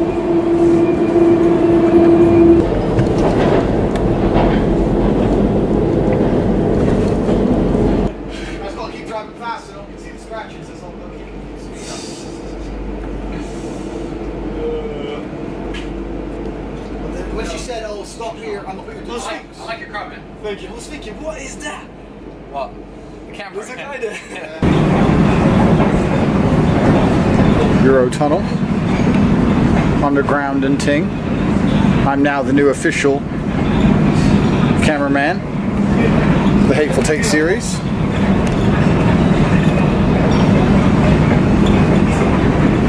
Dave, can you do me a favor, mate? Sorry, Bob? Yeah, can you just quickly say redundant for me? Redundant? Correct. You are now redundant. Yeah. You're obviously no longer needed because I can film, can't I? Well, you're doing a cracking job, yeah. But the trouble is, we're actually going to France. So if I'm made redundant now, kind of stuck in France. All right, I'll let you. Do you speak French? Because obviously there's like. Oui. Pretty well, actually. You can take up with French work, employment, law. Good luck. After being threatened with redundancy and the prospect of staying in France, I had to get out of the car and prove my worth. So I started shooting this. Yeah, that was nice. Then the Tates made a friend, a man in an orange shirt and cap. He also had a car, so they were talking about cars and wheels and turbos and stuff. Typical lads. Keep yourself hydrated. Yeah. Every time I think I have enough of this, I seem to end up with more. I bloody love some. Any at all. Good luck. Come here. No. Okay.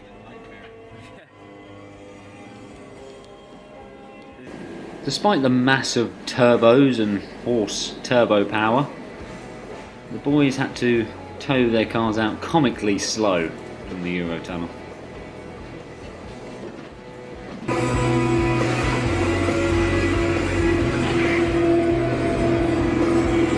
Oh, France is freezing!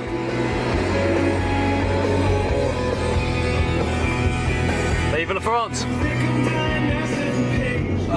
Whatever, Dave. France is shit. I don't know. Good bread. Do I look like I'm in the mood for bread? Nah, it does make me very tired, white bread. Can you hear me? Yes, there's a split in the road coming up. Go left. Catch up with me and stop driving slow. I'm the car behind you. Stay there.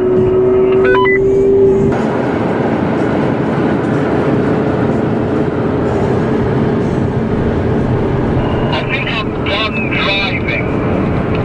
I'm finally done driving, so I can start cruising. Can we take our first sip of booze? Okay, I'm tired. We've been drinking for 2 hours. We've been drinking for way too long. The drinking's finished. No. We finished our 20 drinks. Absolutely. Now it's time to start boozing. We're boozing. Finally, I mean, I've been driving all my adult life. Now we're cruising. Let me tell you something. We're done drinking here. We started boozing. Now we're cruising. Now we're fucking losing. Finally, we're cruising.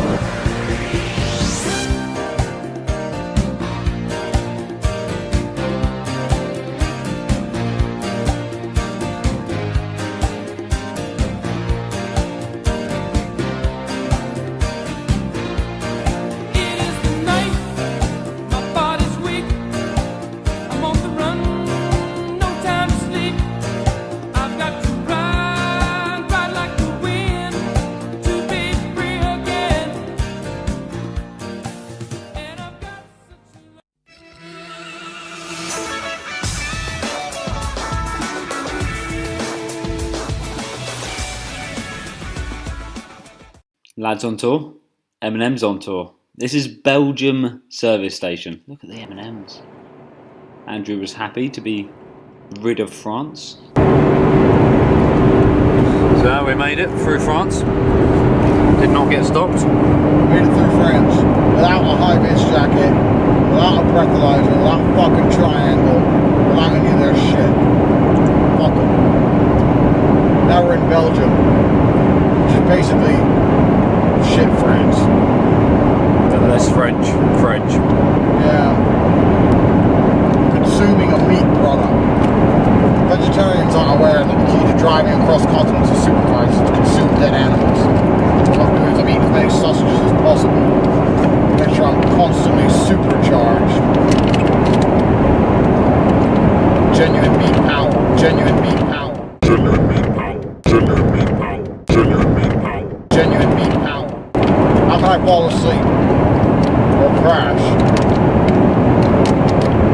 I've got dead animals to eat. Their souls invigorate me. Aim is to get to Munich by sunrise. You can tear through France, tear through Belgium, tear through most of Germany. By sunrise, I would have been about 30 to 35 hours without sleep. Which means I can take a 2-hour nap, which is more than enough for a man of my caliber. Then we can go out and get fucking pissed like champions. Eat more meat, consume more dead animals for power. Then push forward. Austria, Hungary, Romania. That's the plan. Don't need sleep. Just need dead pigs. How many dead animals do you think you will consume in the entire road trip? Would you like to put a ballpark figure on it? That's a very good question. I don't know the exact number, but what I do know is that the convenience stores of the world have prepared by slaughtering millions of animals, putting them in nice little packets for me. So I can have as many as I fucking want. How about that, vegetarians? How about that, vegans with dead animals up and down this highway? I'm gonna eat as many of them as I fucking can. Fuck you. I heard the chicken schnitzel is to die for in Germany. Not many things are worth dying for, Dave, especially not chicken schnitzel. Still, I'm looking forward to a schnitzel.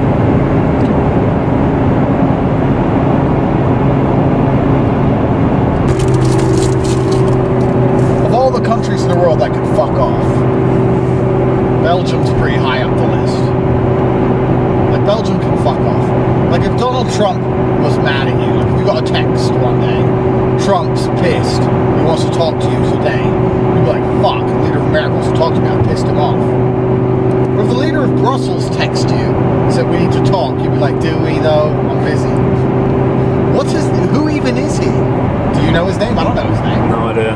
Sprout, I believe. It might be a chick. No, I don't even know what sex.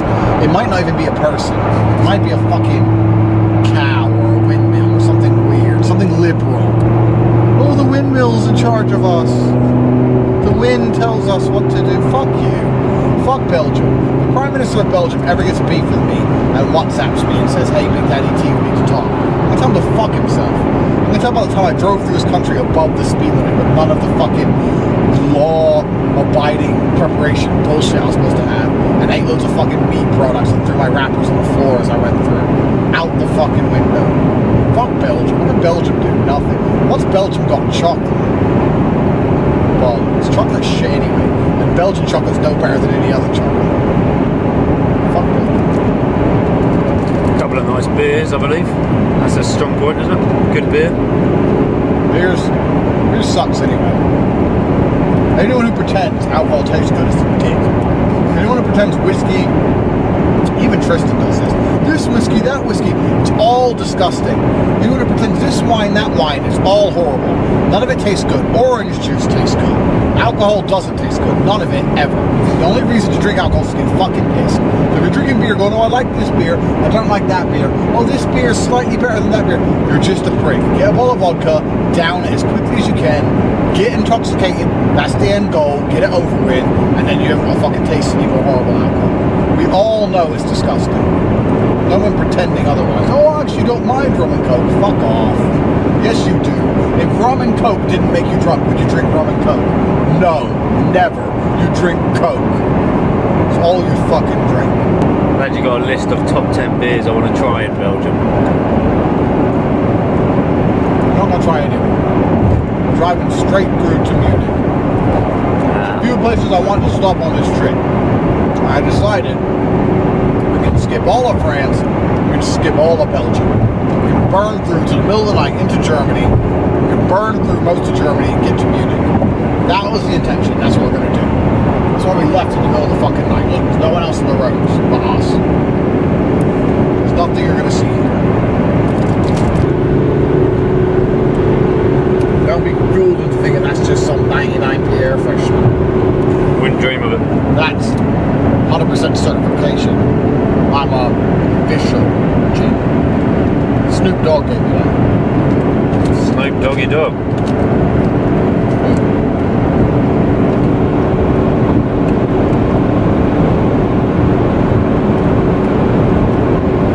Snoop Dogg's doing a cooking show. Would you ever consider doing a cooking show? Potatoes have been boiled. Here, I've never done it with a machine. Yeah, well, it's easy. So how do you do it with a... Yeah, we in the hood. We like, yeah. So just peel the potatoes. You can peel that one with your fingers or a knife. Like peel it back? No, this one needs to be peeled. See? Like this? Just take the peels off. Peel. Like making French fries? The skin. We make French fries. That skin ain't good. No, that's the skin. Just the skin. Look, this. You just peel the skin off. Oh, see? you want me to take the skin off of it? My bad. The in. Snoop Dogg. Richest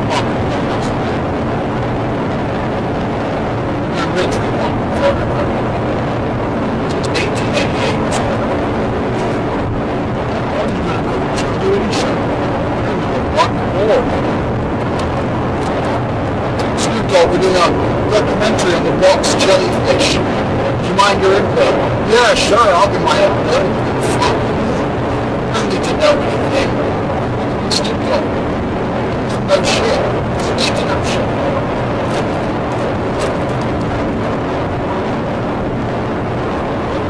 In life, people who don't need to know things, most often don't know things. That's my experience. Like, you find out that people don't need to know how to do something. They don't really know how. Rich kids, they don't need to know how to hold a job down, so they don't know how. They don't know about responsibility. They don't need it. Their parents are rich. Hot chicks, they don't need to be able to fucking have a personality. So they ain't got one. They can sit there at a dinner table and literally just go, yeah, I watch the Kardashians, yeah, and the guy still wants to bang her. Her tits are big. Doesn't matter what the fuck she talks about. So why does she need to learn anything? Why does she need wig? Why does she need banter? Why does she need to be funny? Why does she need a personality? She doesn't need a fucking thing. After a terribly uncomfortable night in the Lamborghini, we finally made it through Belgium and into Germany. And Andrew will be happy because turns out the leader of Germany is also a windmill. There she blows.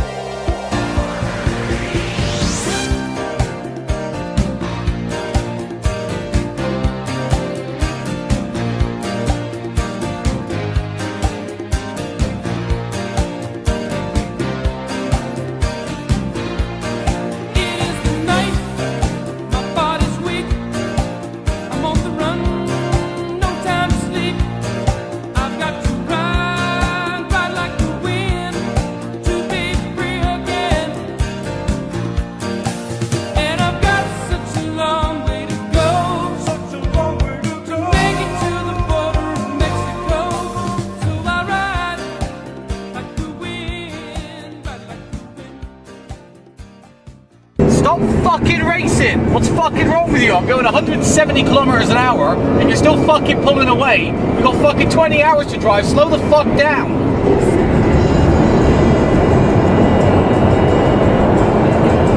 What's wrong with this guy?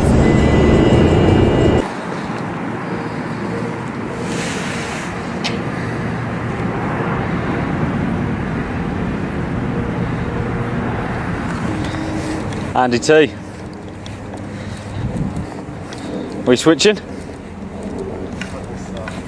I don't know. The police control sent their fucking 5-liter fucking Beamer, which is there, as you can see, over to chase us and catch us, and he just come up to me and demanded my passport. Really? Don't know why. Maybe it's because I'm too sexy. About to find out. Too sexy for the Germans. Yeah, him and his buddy are in the car now making phone calls, so I don't know what's going on. Blimey.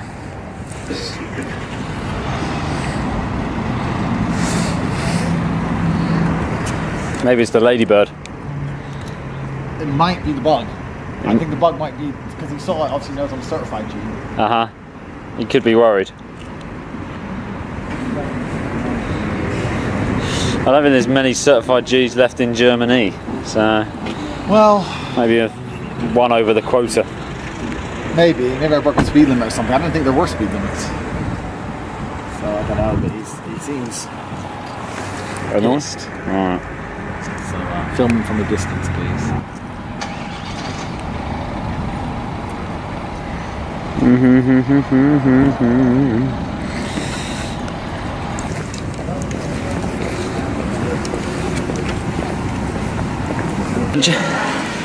Yeah, supposedly, I don't know, must it some massive glitch in the system or something, but supposedly I was seeing on motorway cameras undertaking another car at 280 kilometers an hour. It's nonsense. I've never did that. It's crazy. And then he said to me, I need your license, your passport, and the registration for the car. And I gave him.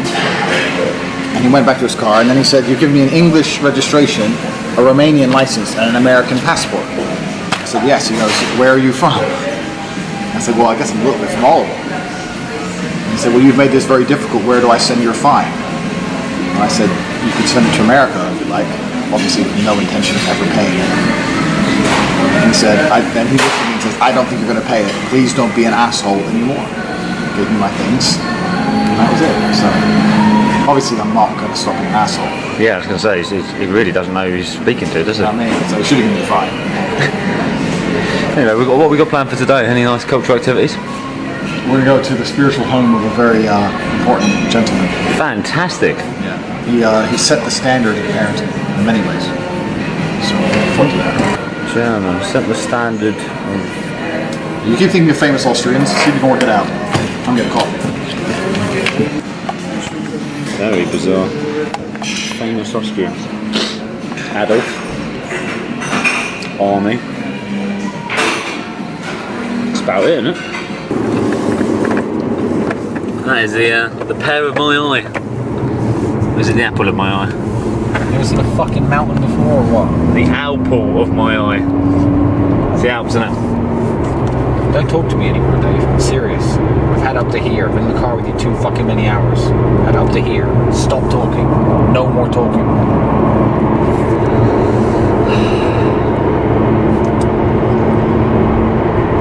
It's big fun though, isn't it?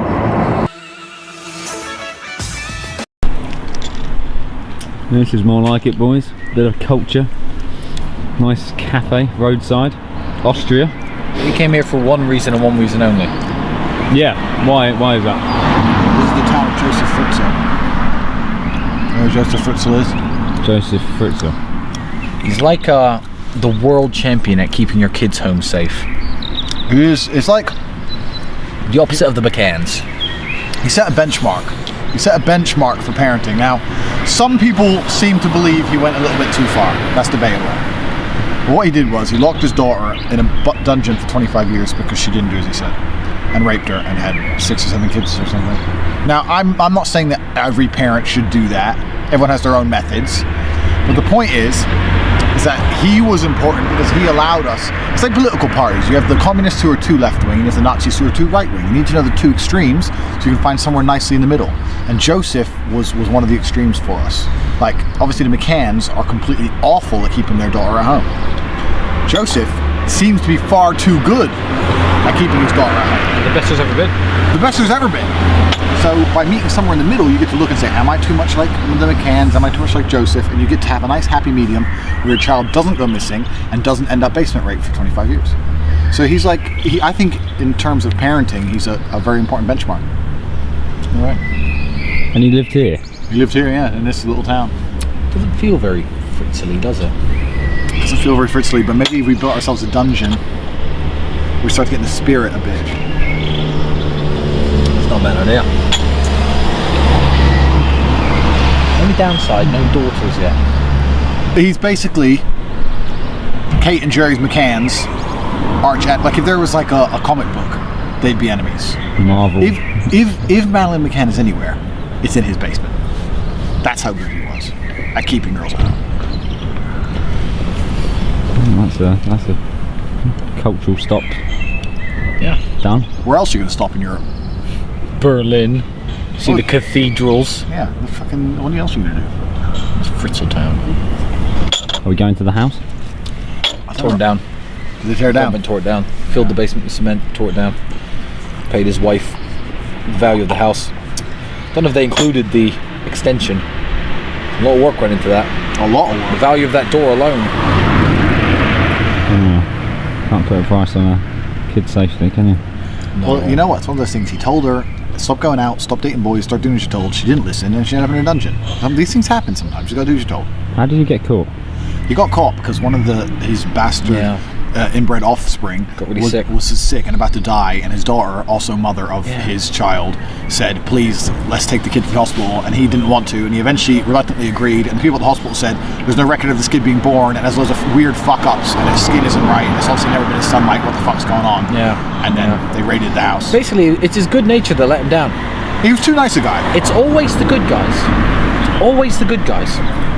It's like the story of my life, you know, you're just too nice, and everyone just, you know, turns against you. It's tragic. Another chip, could I? You had two simple jobs. One, stay awake, and two, charge the camera. Now you're filming on your phone because you slept all night while I drove. The camera wasn't charged. You filmed none of it. You can't have a fucking shit, no.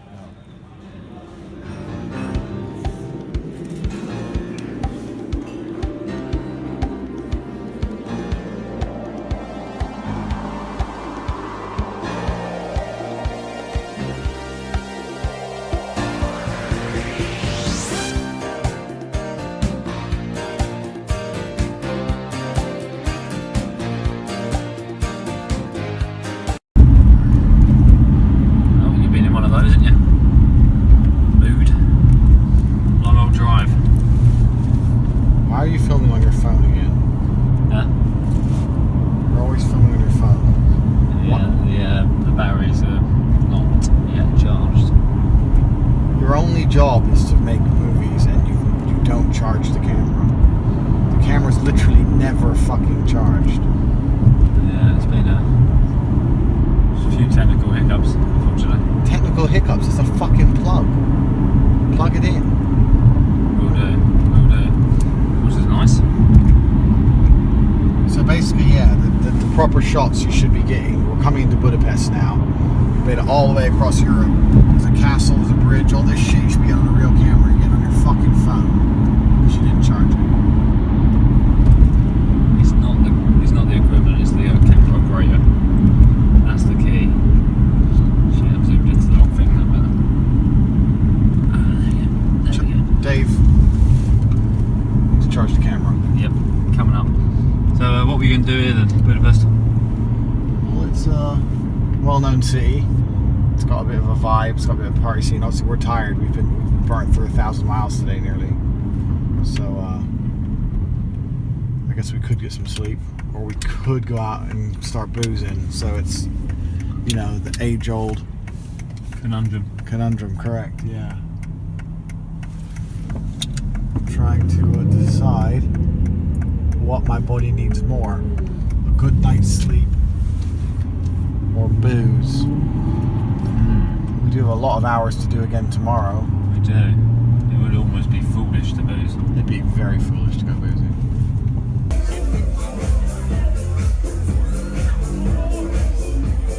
It's a lovely bridge. Look at this. Why is the camera not charged?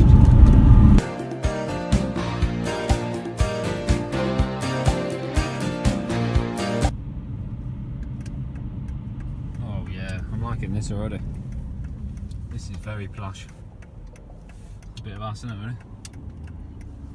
Well, we've gone down a fucking no entry. Well, that's not good. Tristan's an idiot. What the fuck you doing, man? Way down a one way.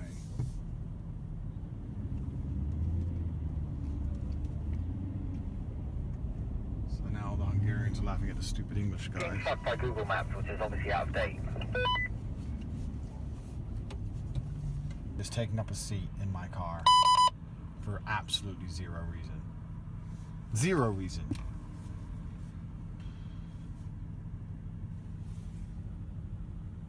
I'll get the first round. I think it's a good idea. Couldn't lend us the score, could you?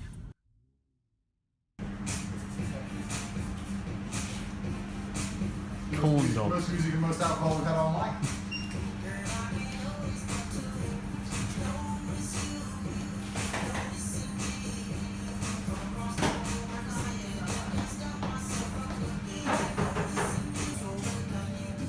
This is my kind of night, to be honest with you. There's food. Hygiene. It's already better than Thailand. This is a billion florins. Effectively, I'm a fucking billionaire. How much is a billion florins? We easily have a billion A florins. billion florins less than our cars. True. So we've rolled up with a billion. I'm not waiting in no line. As you book the table, how much? They say no. Put shit that's in the casino. Fast lane.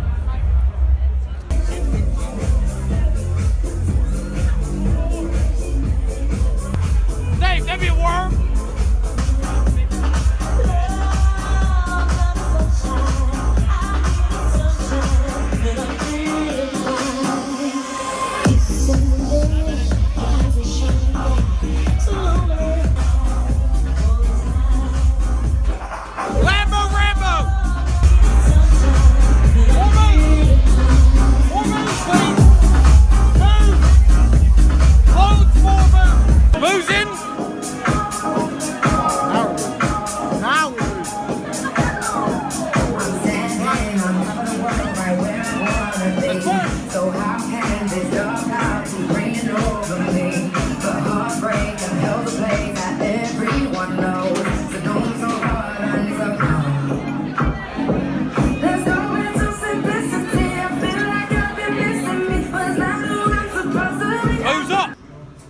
Made it to Vegas. So basically we went to the world's worst club, drank about 15 shots each, and then ended up in Vegas. Andrew, can we just lose and laugh about it instead of like chasing our losses and then losing thing around? I don't lose.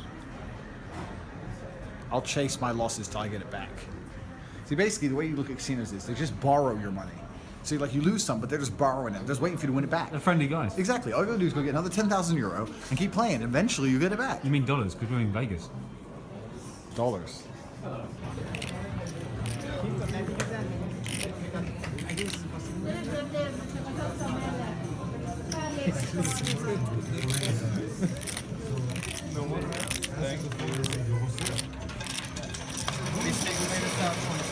Basically what happened was, sat down, got rich, started boozing, and then started gambling, was boozing while I was gambling. Basically, we lost loads of money and we made some back. So our total night, including the shit club, including here, including about 50 shots of vodka each, cost about 100 quid. Not bad. Not bad. Can I have a beer? Yeah, sure. Start the day right. Exactly. So we're back.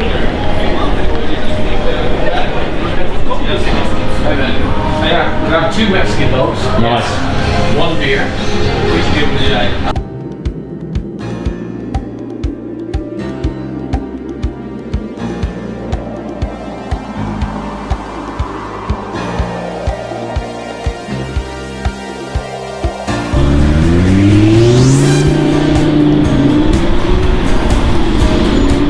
Correct. Usually when I say I live in Bucharest, people say, oh, you mean Budapest? I'm like, no, I know where I fucking live. What do you mean what I mean? Tell me what I mean, motherfucker. Well, it's a big ass Lambo, it doesn't fit, so.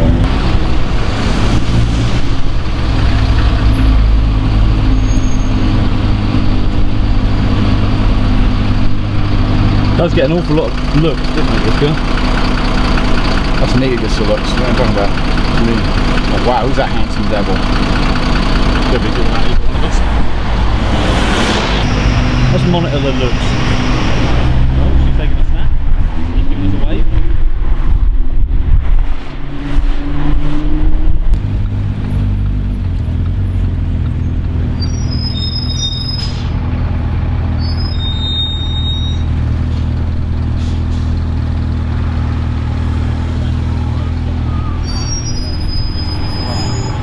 Worth it. Let's get that photo. It's totally worth it.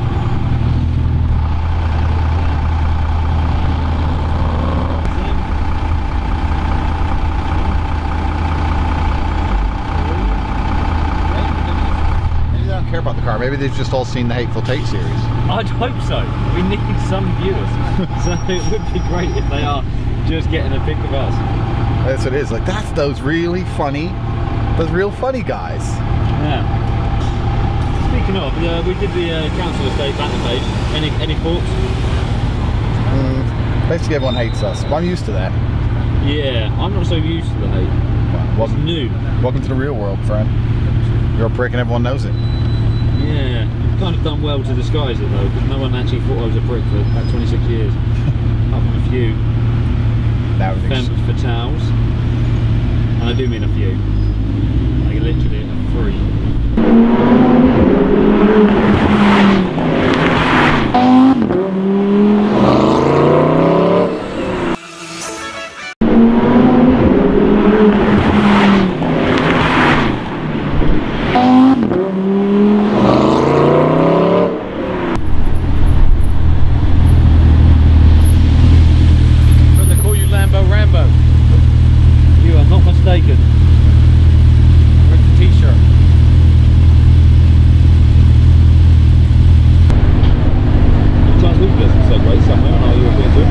Do you know how the guy who invented the Segway died?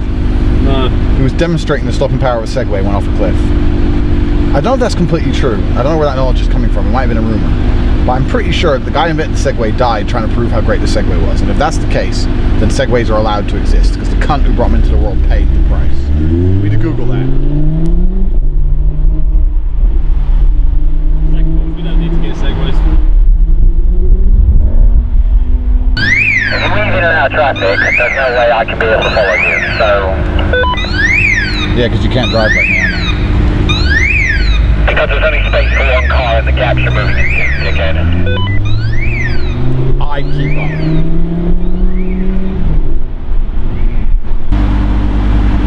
The Lambo's faster, and everyone, when they see these two cars together, everyone goes, oh, the Lambo, and like discredits the Aston. But the Aston's proper, comfortable, and luxurious, and it sounds better. The Lambo's better because it's just fast, but besides the speed, it's fucking uncomfortable. I mean, I know you don't buy it. When I went to buy it, the guy said to me, it's not comfortable, it's not practical, but that's not why you buy a Lambo. And he's right. You can't even go for speed bumps. The Lambo's a diva. It's hard to drive, and you got to be careful with the road, and it hurts your back. But for some reason, you still love it. It's one of them things.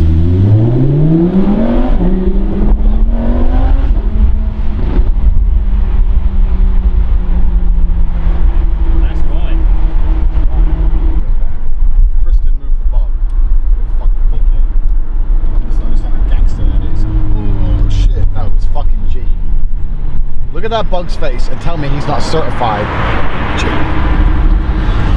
That's a fucking gangster pimp. What did you say? Don't move the bug again.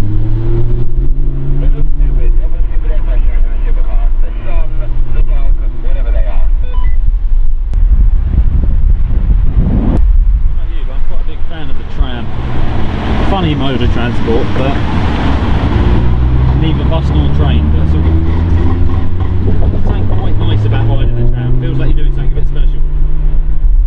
Driving a Lamborghini Huracan, that feels special. Fuck your tram. That is an obscene amount of money. 25 grand. I mean, I'm a millionaire pretty much everywhere, but only in Hungary am I a billionaire. That is a true guzzler. whenever I'm in Slovakia or Hungary, I drink these because the first time I came to Slovakia, I had one at a petrol station, and they're like a drink with chunks of aloe vera in it. And this must have been about 9-10 years ago. And now I've seen these a few times in corner shops and stuff. But back then, nowhere in England had drinks with aloe vera in it. So I was only like 21, 22, and obviously I was broke as a joke, and I wanted to get rich. So I thought, fuck it, I'm going to import these drinks, and I'm going to sell them in England, and I'm going to be a sole supplier, and I'm going to get rich. So I found a contact in Hungary who could provide them to me for like, I don't know how much they were, 38p or something. I wanted to sell them for about £1. So then I started contacting all the superstores. I was watching Dragon's Den about getting distribution. I thought, this is hard. So I emailed Morrison's, emailed Waitrose, started emailing them every day saying I had some revolutionary new health drink that was guaranteed with all these bullshit results, and I promised them 100% markup on it. So I told them they'd buy it for 50p, so I'd make 12p per bottle, and they'd sell it for £1, 100% markup. Made out like I was a real company. I'm 22, so I'm just writing away to all these people. Eventually I get an email back from Tesco saying, because everyone ignores you, because everyone's trying to get their stuff into superstores, so they completely ignore you. Got an email back from Tesco saying, I'm away from my, as you know, I've now left the business, and my replacement is Mr. Chris something is coming in to replace me.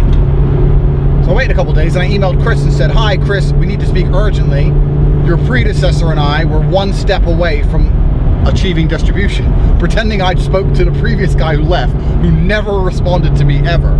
So then Chris emails me like, oh, okay, you better come down then. So it was in Cheshunt, Hertfordshire, the Tesco head office. And I started a normal job back then, so I arranged a meeting at like 5:30, finished work an hour early, walk into Tesco fucking head office in my Matalan suit with 4 or 5 bottles of this shit, which I brought in a backpack. Sat down there, let him test it all, gave him my pitch about health benefits, 100% bonus, and all this bollocks. He gave me a piece of paper saying how Tesco accept distribution, saying like it needs to come X amount of bottles per crate, X amount of crates per container, like just all this expensive distribution shit. So anyway, he said he'd get back to me. So I fucking leave there excited as fuck, call up my guy in Hungary, says I need it in this many bottles per crate, this many crates per container, I need to be able to deliver this many containers per fucking week to Tesco stores, London, all this bollocks, da da da da da da. My man in Hungary goes, okay, I can make this happen, da, da, da, it's gonna cost this much, blah, blah. So I'm waiting, and Chris emails me and says, we need to talk about your drink, are you free to come in again? I was like, yeah, of course. Anyway, in the meantime, the guy from Hungary says, it's gonna take me 6 months to turn around preparing your distribution. I said, oh no, it can't be 6 months. No, Tesco want it now, Tesco want it now. He goes, well, I need some money to begin doing this. It's gonna cost some money, so you need to pay me some money. You want like $2 grand. And I had no money. I had my month's wages, about 1,600 quid, came the next day. So I remember borrowing £500 and my month's wages and sending it to Hungary, $2 grand. The day before my meeting, my big meeting with Tesco, so this guy could begin fucking pissing around with crates. Taking my last £100 to last me the month. Now I'm 500 quid in debt as well. Filling up with petrol, putting on my Matalan suit, walking in there, sitting down with this Chris guy who was fat as fuck. I don't know what, of course he was in charge of choosing the food. Fat cunt. And he's literally, the meeting lasted 30 seconds. He said, I'm sorry that my predecessor gave you the impression we were going to stock your product. Personally, I find it repulsive. And that was it. That was the end of my aloe vera dream. He never emailed me back again. None of the other superstores ever emailed me. I kept emailing, we've got different flavors. Wasn't interested. Completely blanked me. Everyone blanked me. The Hungarian guy took $2 grand of my money, and I was more poor than ever. So now when I drive through the continent in my Lambo, I enjoy an aloe vera drink. Personally, I find it repulsive. I remember sitting there thinking in my head, that was unnecessarily rude. He was unnecessarily rude to me because he thought he was important. I'm the fat dude who chooses Tesco's food.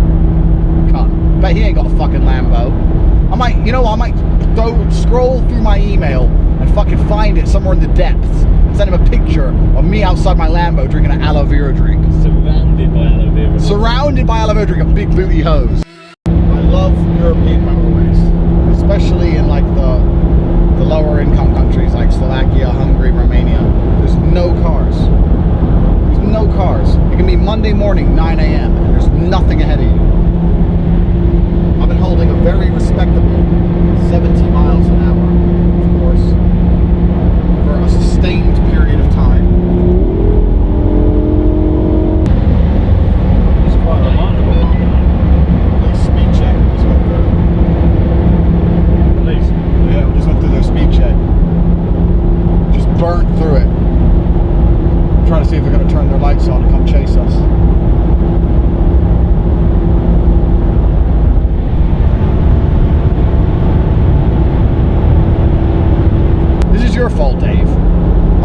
100 normally. Then you showed the speedo, so I thought I had to show off. I don't even. Are we even allowed to put that in the? I don't think we can even put that in because it's going to incriminate me. Literally through a speed trap. Literally through it. And I saw the two officers look at each other like, do we chase this cunt or not? Let's hope so. Well, I don't know. Can they catch me? Maybe I should go faster. Maybe I can outrun them. I was born the son of a lawless man. I always spoke my mind with a gun in my hand. I've lived 9 lives and gunned down 10. I need to ride like the wind.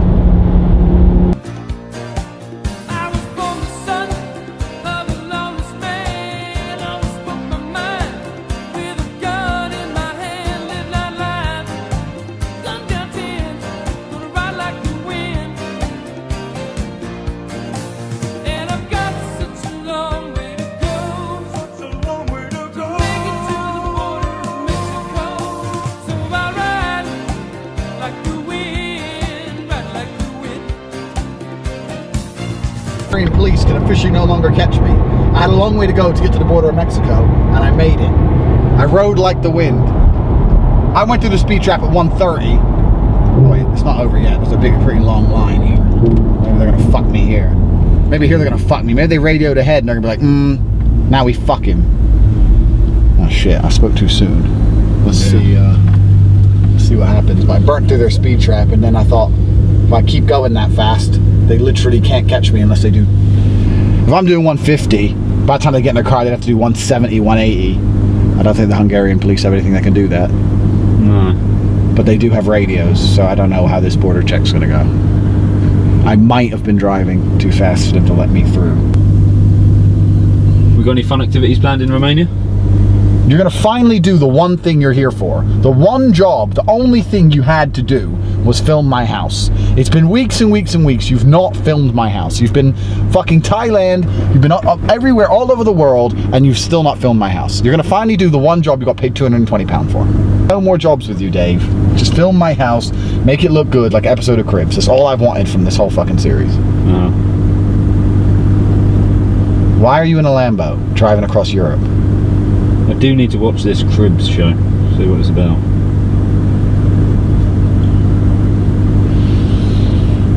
MTV, you reckon? The European country, there's no border. Romania has a border. Like, oh, we're part of the EU, don't give a fuck. If you want to come in, there's a border. I remember during the Syrian refugee crisis, and I remember they put on the news, they put something like, trains to Germany are free for the next week because they want you. Get the free train, because if you're left here, you're fucked. We ain't gonna help you and kick you out. They don't give a shit. Romanians don't care. All these Syrians are on the train. Now they're in Germany, like, acting bad, mugging people and shit. When they're in Romania, they're the most behaved motherfuckers in the world. If I had a passport with the name Christopher Cross, I'd definitely make it across the border. True. So, Mr. Cross, you made it to Mexico? Of course you got to. We're winding down my window. I'll do most of the talking. Look. Hello. Hi. Andrew. Hello. Twins? No, brothers. I'm a little bit older, yeah. Okay. He's just taking our passports. Yep, he's mistaken us for twins, I believe, and then taking our passports. Get that a lot though, don't we? He's just, okay, yeah. He meant, yeah, sure, he meant me and you. Would not want to piss him off under any circumstance. They're all huge. They're massive men. All these dudes are massive. With guns. Yeah. He looks like he has a steak for breakfast. Steak and eggs kind of guy. Yeah.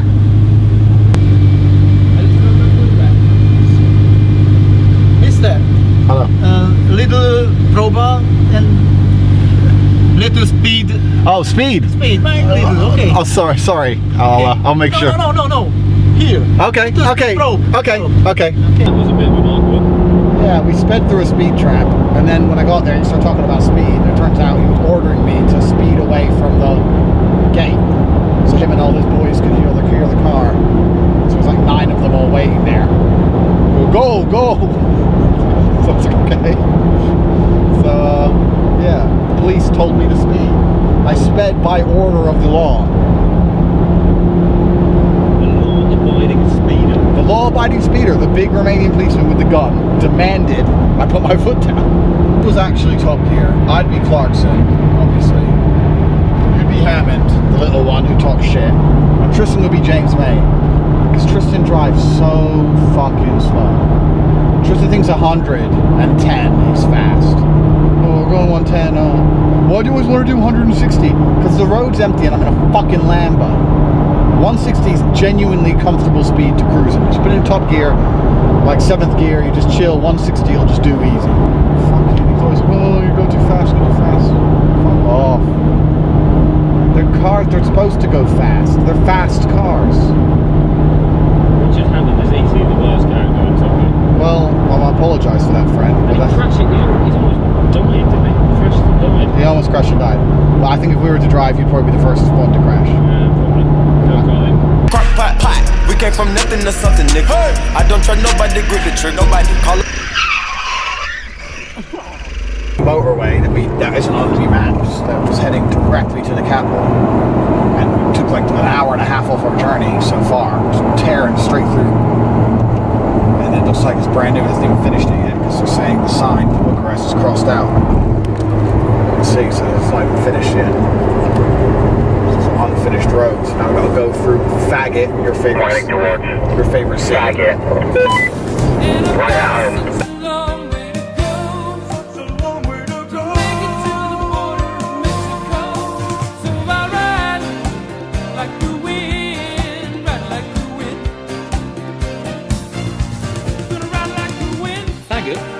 Was rather pleasant as it goes, but became memorable for one reason: this big bastard bus. By flash hazards means get ready to overtake.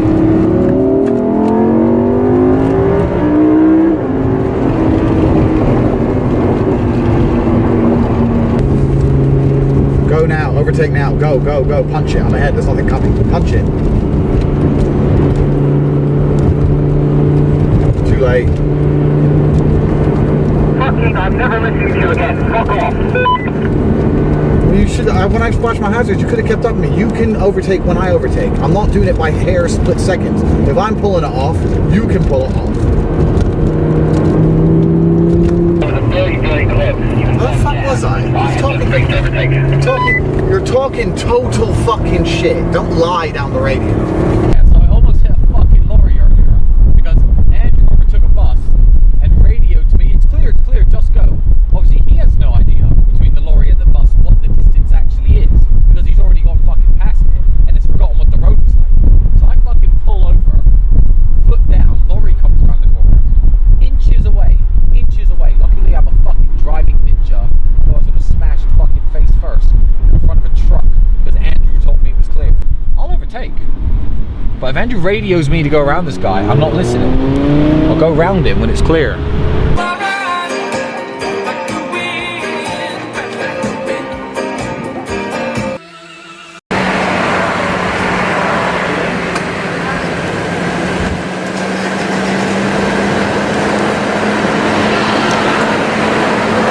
This is revenge for Thailand. Look at all these little dead fuckers.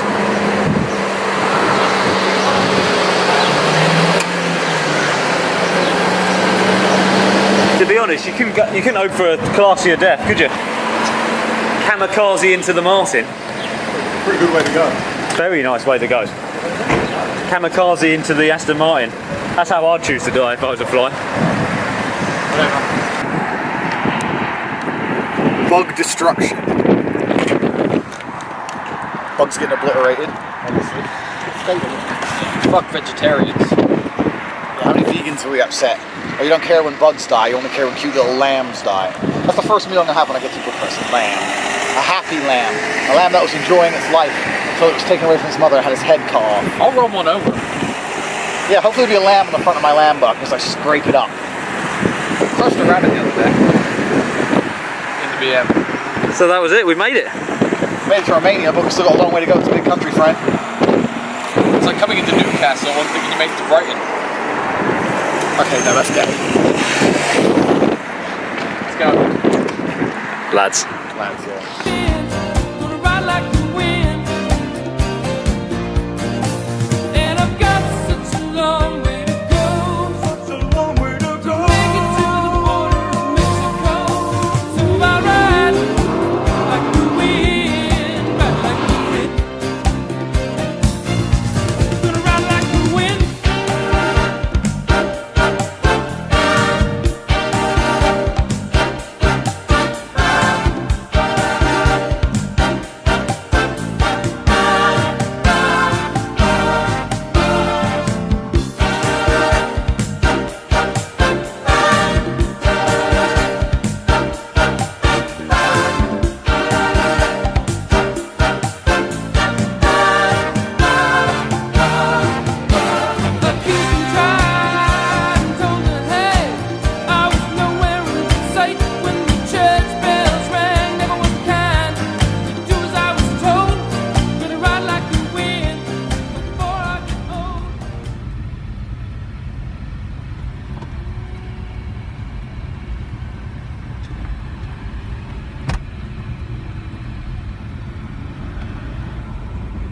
Just like that, outside into inside.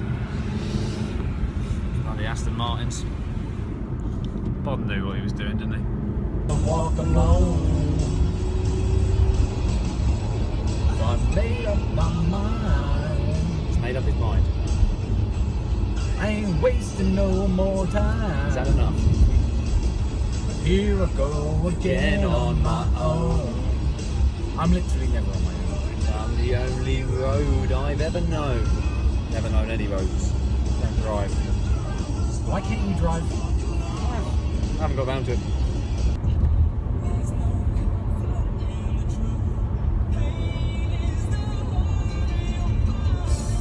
This is a fucking song. Absolute banger. Got to give it to the Bummers. They do produce some bangers. Sure.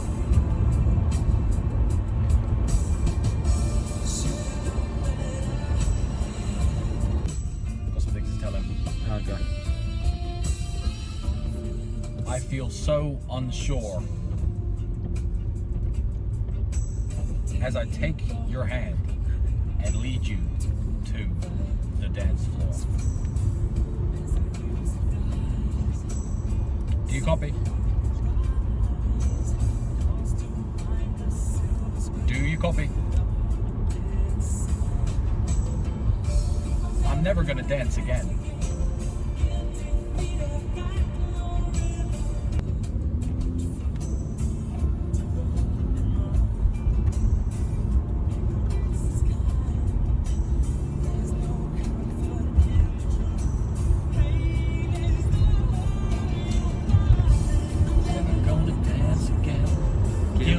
Feet, I've got no rhythm. Though it's easy to pretend, I know you're not a fool. Should've known better than to cheat a friend and waste this chance that I've been given. So I'm never gonna dance again the way I dance with you. Oh. He turned off his radio. In a weird way, we win. We do win. We do win.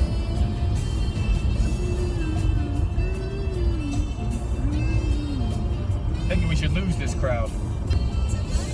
Music seems so loud. I wish that we could lose this crowd. Maybe it's better this way. We hurt each other with the things we want to say. We could have been so good together.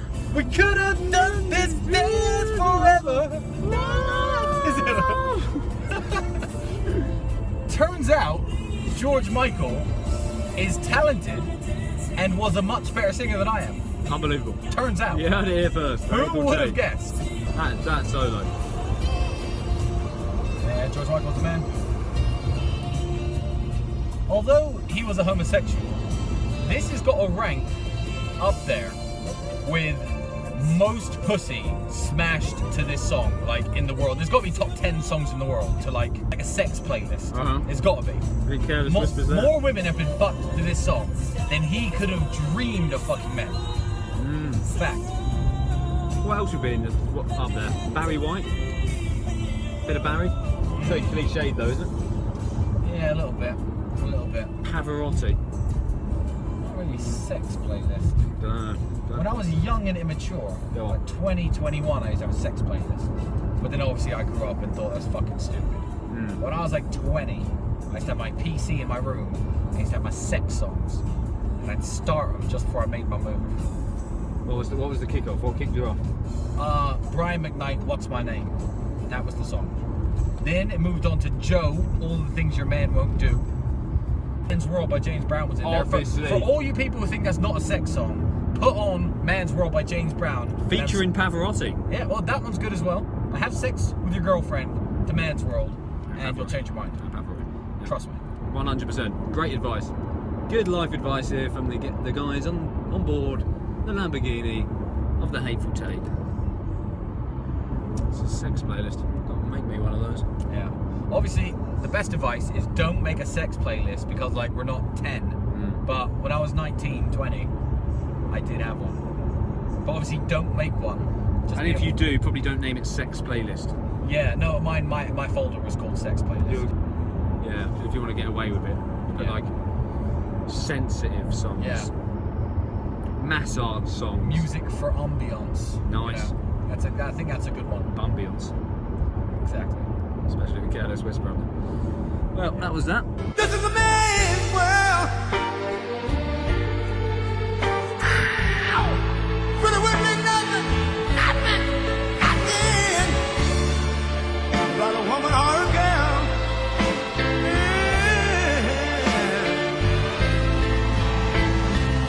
L'uomo rincorre il potere, ma lui non sa. E il grande limiti all'essere. Maybe we built ourselves a dungeon. We start getting the spirit a bit. Nel palmo stringe un'idea che non vive, che nella sua fantasia vorrebbe, se non si accorge che poi nulla più senza te si vive solo per te. Shittest drive ever. Shittest drive ever.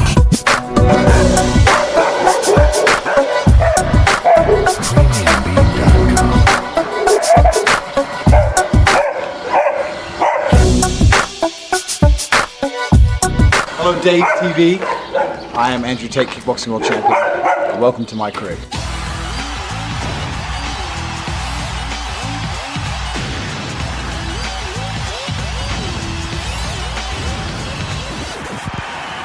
Oh, good shot there. Good shot there. Oh! Beautiful shot there. I told you. Beautiful. I told you this kid is dangerous.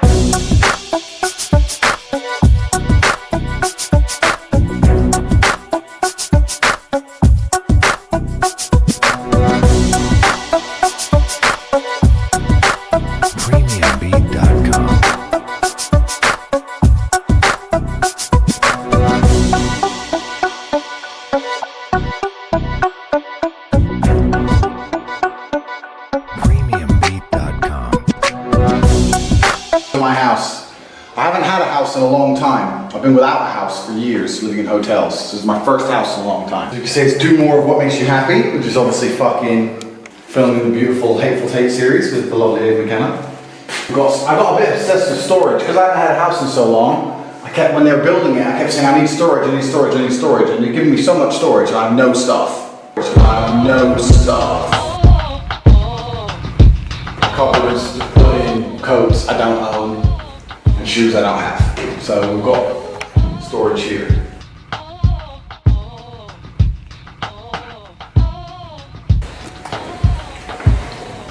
Living room. I love bad bitches, that's my fucking problem. And yeah, I like the fuck, I got a fucking problem. I love bad bitches, that's my fucking problem. And yeah, I like the fuck, I got a fucking problem. I love bad bitches, that's my fucking problem. And yeah, I like the fuck, I got a fucking problem. If finding somebody real is your fucking problem, bring your girls to the crib, maybe we can solve. As I said, I've just moved in. We've got like shit all over the place. Ambient lighting and stuff. They spoke to me in the emails all about what they're going to do and how it's going to look, and I was very much like, okay. And this is what we've ended up with. Sofas. When I saw this sofa, I thought you'll just fall straight off of these. Well, look, they've got power. Genuine power. Genuine power. You can genuinely look. You try and push, and this moves, even though that this is a mobile thing. That impressed me a lot. That my sofa has power. They say the name chess came from. Originally, they think it was coming from Shah, which means king in India, obviously. And they said over time, it's just changed the name chess. Best game on earth. If you don't know how to play, you better learn. Chess. A real fireplace. I said I want a real fireplace because I like real fires. They give me this one. The chimney's built into the wall, so it goes out, which is a bit hot for that now. It's like 30 degrees today, but I've got the fireplace to the winter all hooked up. Big table for all the friends I don't have, who aren't going to come around. More storage to put things in I don't own. I better go shopping, buy some shit. This girl's supposed to be some girl, some famous girl, some shit. I don't know, they told me her name, I didn't listen. Obviously where I spend very little of my time. I'm saying I've been eating out 3 times a day, every day for the last 2 or 3 years. So cooking ain't really my thing. But you know, we've got stuff. We've got an espresso machine. We've got the fridge. I think we have to open the fridge on crib, so we have to do. We have to open the fridge. Okay, so as you can see, the diet of champions is microwave turkey burgers.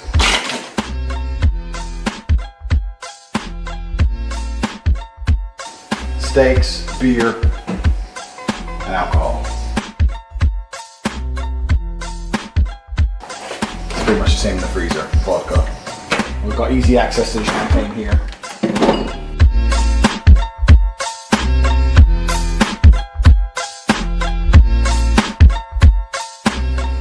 Has to be done. We've got loads of wine here. I don't know anything about wine. I'm not going to pretend I know about wine. I just know wine bottles are supposed to go in there. So that's what I've put in there. You know, somewhere and be like, that's not a good wine, that's a good wine. To me, Lamborghini's wine, I don't fucking know. I don't know. Rest of the kitchen. This is a hot plate. I don't know why, like I said, I don't cook, but we've got a hot plate. 2 of them. TV. Garden. Barbecue.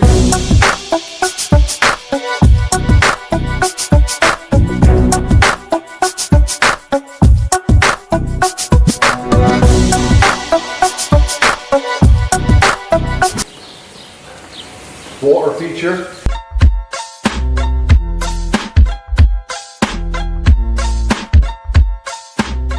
There's a lake just down there beyond my little fence, but for here we've got grass. My alarm company has send a dude out as soon as the alarm is triggered, and they come in through this gate. Because when I first came in here, I forgot to turn off the alarm, and I saw a flashlight at the back of this gate. Me and Tristan were like, what the fuck?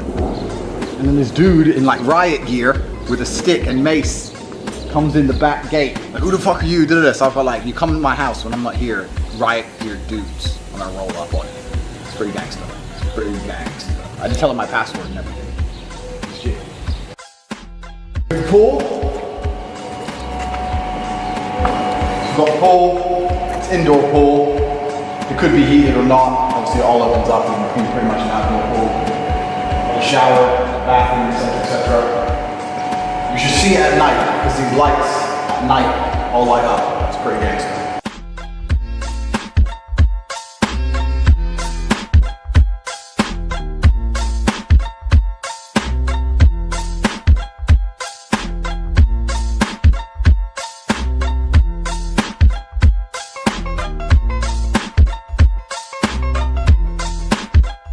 On to floor 2. Bathroom for pissing and such. Pool down there, of course. When we were building this place, we discovered loads of ancient pottery. So when we were building it, we discovered there must have been like a settlement back in the day. All this ancient pottery. So basically, whoever lived here before me was a baller. Like, he was an ancient baller. He had like pots and shit. So I thought that's pretty gangster, he's a G like me. So obviously this is the site of G's. So I decided to take all the pottery and like place it here in homage to the original G. And plus if there's any like evil spirits, they should be happy with this. Because obviously they don't want to get too fresh to me and I have to knock them out. So I'll try to make them like a peace offering. You're gonna turn up here, I'll put your little bits of pops, settle down. You're gonna start trying to haunt me, you're gonna bust in the face. This is a very lovely painted stick. As you can see, yeah, very lovely painted stick. Guest bedrooms now. Guest bedroom number 1 for my many guests. TV, bed. I wanted every room to have a walk-in wardrobe and every room to have an ensuite. Because I don't like people like near me or with their shit. So they keep their things where they go. So here's the walk-through wardrobe. Pow, pow, pow. Bathroom, shower. So it's basically like a self-contained unit. So now when my friends come over, I can say, stay behind that door, don't leave. Don't really like you that much. You're just staying here temporarily. Lock the door, don't leave. Watch TV, go piss, put your clothes on. Done. A random room of storage, as I said. I got a bit storage happy. I must admit, in about 15 emails, I said storage, storage, storage. And now I've realized I own nothing. I have nothing. I've been living out of a car for years. So I have nothing. Guest bedroom number 2. Bed. Wardrobes of power. Quite a nice shower. Obviously too good for a guest. I should have fucking royalty coming over or some shit really for these kind of guest bedrooms. But, you know, I guess I'm just a nice guy, Dave. You know, just too nice. Going to the cinema now. I'm not really one for films. In fact, I never watch films, ever. But I said I want, they said, do you want cinema? And I was like, yeah. I love bad bitches, that's my fucking problem. And yeah, I like the fuck, I got a fucking problem. I love bad bitches, that's my fucking problem. And yeah, I like the fuck, I got a You know, so it's a room, got the blackout curtains. And obviously playing the acclaimed web series The Hateful Tate, as you can see. I think this is when you bought a gun to kill yourself, Dave. Something along those lines. So we got The Hateful Tate on the cinema screen. Got the big sofa here, chilling out. Like I said, blackout curtains, these all open up. Becomes a nice light room. Also got some desks. I can open the curtains now. I've got, this is gonna be my work area. Got the desk here, got another desk down there. So you know, we're going to be watching some movies, making some money, playing some online poker, etc, etc. You will never guess what's in this room. You will never guess what's in this room. Storage. Storage. Bam. Nothing to put in it. This is my room. The G's room, as you can see by the chandelier, coming gangsta.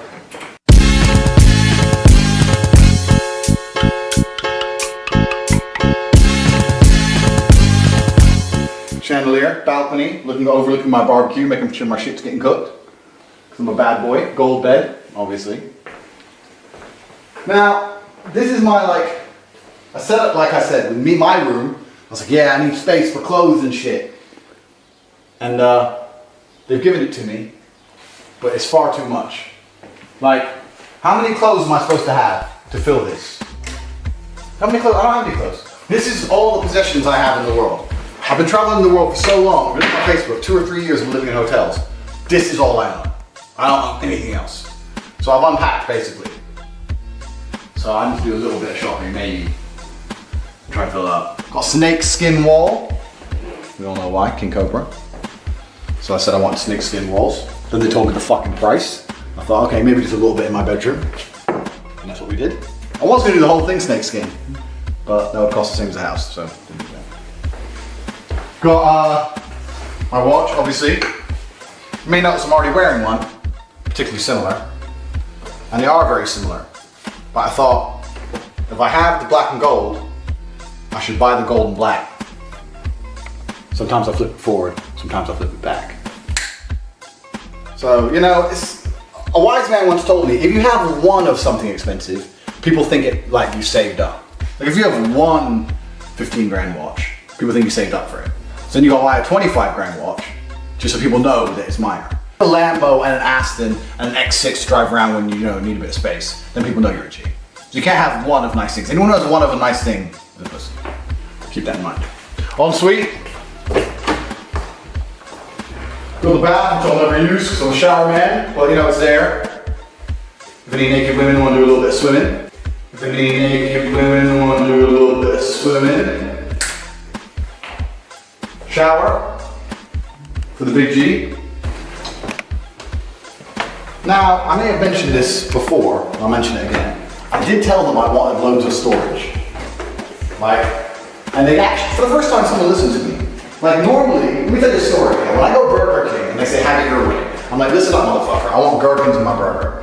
And they're like, okay. I'm like, no, not okay. Stop pressing buttons, pay attention. I want handfuls of gherkins, inhuman amounts of gherkins, getting loads of gherkin, put them in my burger. I want loads. They go, okay. I say, no, it's not okay, you're not listening.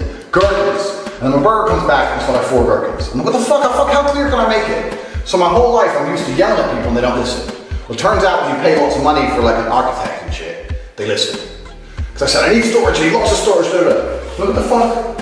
I have nothing to put in these things.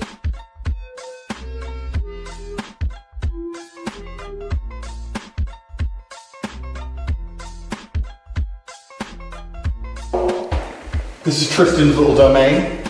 I was going to take the top floor, but I like the bath. So I gave it the key. I'm a kind man. Tristan's domain, he's chilling up here. His bed. He said he wanted a desk. I need a desk to do work. He doesn't do any work. I do all work. We all know all our millions are down to me. So he's got a desk to pretend to work sometimes. Balcony. Overlook the beautiful lake. The garden, checking our barbecuing. You can see my entire compound I've had built out of solid concrete. It's a man's material, concrete. So yeah, I want concrete. You want wood? Wood. Wood burns. Concrete doesn't burn. I want fucking concrete. You could fire a rocket at the front of this house. If I was at the back, I'd be alive. Remember that, ISIS. I'll come for you. Now we're going to the unfinished part of the house. Unfortunately, this part isn't finished. I would have loved for this to have been finished for this episode, but if not, I'll just tell you that.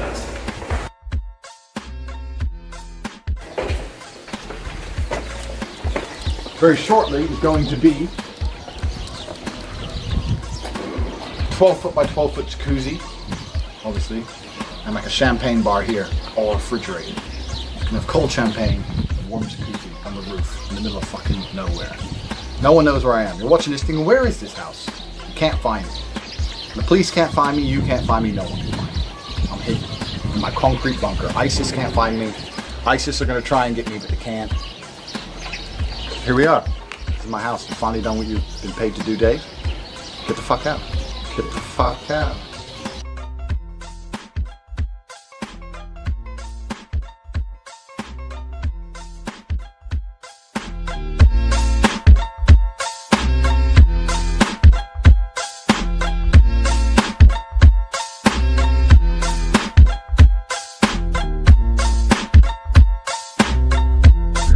Forward to a green garlic, traditional Romanian food. Thanks a lot, man. I'll feed you because I'm actually relatively happy with my Cribs episode. Relatively happy. You really liked that, didn't you? I did, but now I watched it, I think I should have brought in at least 40 women. Do you know what I mean? Like quickly. Was lacking on the hoe count, I suppose. Do you know what I mean? I could have hit the WhatsApp like pow and then girls. Do you know what I mean? Because obviously I'm a bad boy. I didn't do that. I tried to keep it professional, but I think you did a very good job, Dave. I'm actually proud of you. It would have been a more enjoyable job to edit if you had papowed. Papowed, yeah. Never not papow. Lesson of life.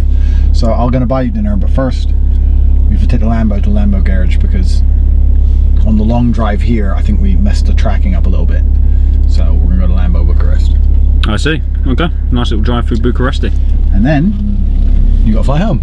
Well done, Dave. You've done your job. Yep, like boys to men, we have come to the end of the road. Don't have banned things. Yeah, no more Hateful Tates anyway. Until you buy another mansion, I suppose. That's the end of series 2. End of series 2. Just as well, actually, because got a very important engagement this weekend. Well, chicken cherry important.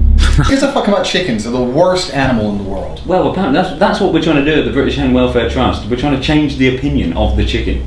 No, God, I'd have to be clucking mad to go back there. They've been sending me emails actually. Foul language has been used, as in chicken foul. No, much more important than that, mate. One word: Eurovision. Why is Eurovision important? A little bit of tradition. Me and a couple of absolute lads make it a night every year. Beers and bants do flow, my friend. A Eurovision party. Pretty much, yeah. But it always ends very sadly, you know, because we haven't got the best record in recent years. 2003 was the all-time low, 0 points. But this year, I sense a change. You think we're going to do good in the Eurovision? Massively. You think England's going to do well in the Eurovision Song Contest? Yeah. England is the absolute most disliked country in probably the top 5 most disliked countries in the world, because it has high expectations. People who are not from England expect it to be a certain way. They're like, oh wow, England, and you know the trains run on time and it's clean and people are nice, and then they get there and realize it's a shithole full of rude wankers and it's fucking dirty and it's crap. And literally everyone I speak to from here, when I say I'm from England, they all say, I've been to England, I never lived there. Well, yeah, to be honest, Romania has its perks. Bucharest is probably nicer than London in many ways.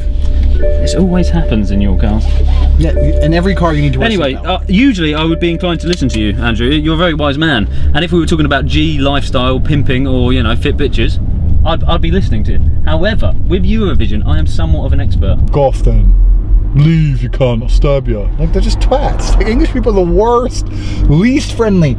That's why at the Eurovision, no one votes for us. If you disagree with me for 5 seconds, let's use a sample test. The Eurovision Song Contest, nobody votes for England. Everyone just thinks, fuck England. Very true. So I'm obviously correct. It's actually one of my areas of expertise, Eurovision. Love it, absolutely love it. And we have not won in many a year. How can you be an expert on fucking Eurovision? Yeah, it's just good pop music. Let me explain. We've won at the competition, prestigious competition, 5 times, okay? The last time being 1997, which we were lucky enough to be alive for. Katrina and the waves, shine a light. Stop talking. But, okay, here's some facts. Out of the 5 winners, 4 of them have been women. So, this year's contestant is Cardiff-born Lucy Jones, formerly of X Factor fame. And, yeah, I think it all bodes very well for us. No. England, okay. Why do you know how many times England's won Eurovision? 1. I told you. 2, who the fuck is Lucy Jones?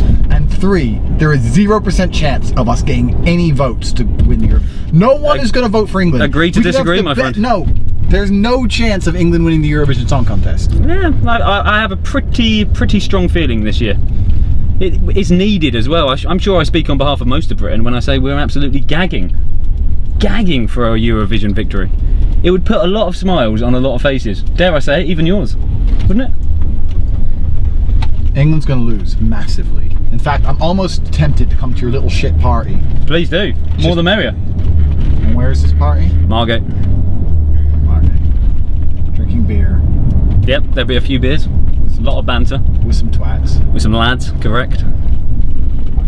England's not going to win. England's going to win. I don't have time to waste going to Margate to watch England certainly lose. Well, the option's there, my friend. The option is there. You really believe England's going to win? I 100% believe England's going to win. Okay, so if England wins, let's take a bet. If England wins, I'll give you £1,000. And if England loses, you have to make the final episode of Hateful Tate and a homage to my awesomeness. A homage to your awesomeness. Okay. To my awesomeness. Yeah, okay. No, I can do it with £1,000. I know. A list. I want you to go through all the footage you've ever made and put together an episode of all the things I've told to fuck off. Fuck Snow, fuck Belgium, fuck France, and I want to get a complete list because even I don't know. That's what has to happen if England finishes out of the top 5. If England's anywhere in the top 5, you get £1,000. That's going to be harder to edit than the homage because you've told a lot of things to fuck off. But I do need £1,000, so done deal. So you come to Margate to watch it? I call Tristan. Where is the Eurovision? This year. Last year it was won by Ukraine. So somewhere in Ukraine. Kiev. That's where it is. Kiev, Ukraine. Kiev, Ukraine. 1 second. And when is this? It's like 2 days from now. Correct. So there's not going to be Saturday. Any flights or nothing.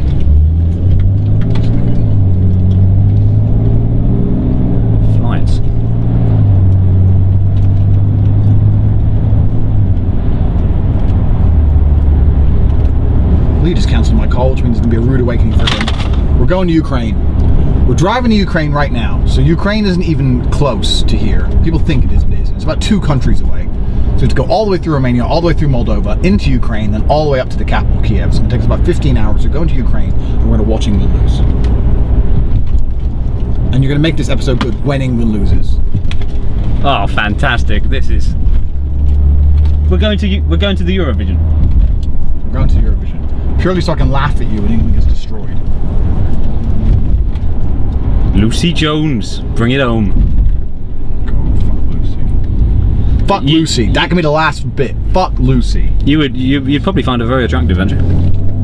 Maybe I will fuck Hell Lucy. of a pair of lungs on her. Yeah, well, it's a possibility. We're going to go there. Maybe she'll like see this episode and think, maybe, wow. Maybe she's a fan. She is a fan. Of course she's a fucking fan. Who's not a fan? That's what I mean.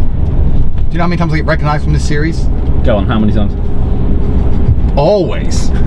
Yeah, no, it's brought about some happy press for me. Such as, I want to punch that Jewish man in the face. Well, which is insulting, because I'm not Jewish. Let me, It's happening. We're actually going to the Eurovision. Well, we were supposed to go for dinner, so we're not going for dinner as well. Oh, for fuck's sake, I really wanted to go to the Green No Garden. dinner. So wait, Kiev is 566 miles, 13 and a half hours drive from here. It's not close. We're not going in the Lamborghini, are we? No, we'll probably take this. We'll take the comfortable car. Fantastic. Don't be too excited, because your ass kicking's coming. You're not grand.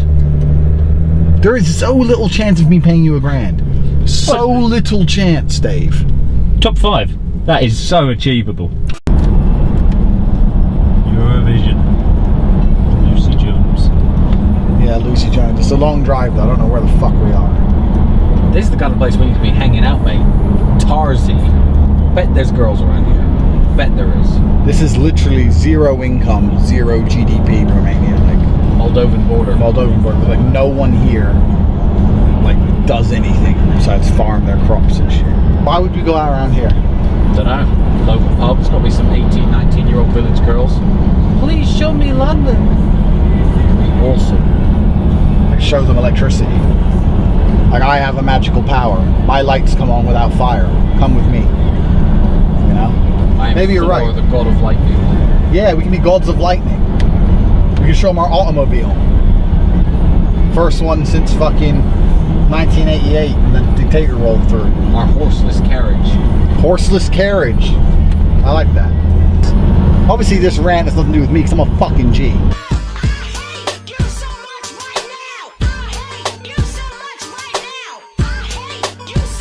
I remember being fucking 15 years old, man, watching Friends. I was at a girl's house. Her name was Laura, and she loved Friends. But I thought I was a G because I banged like 3 girls by now, so I'm a bad boy.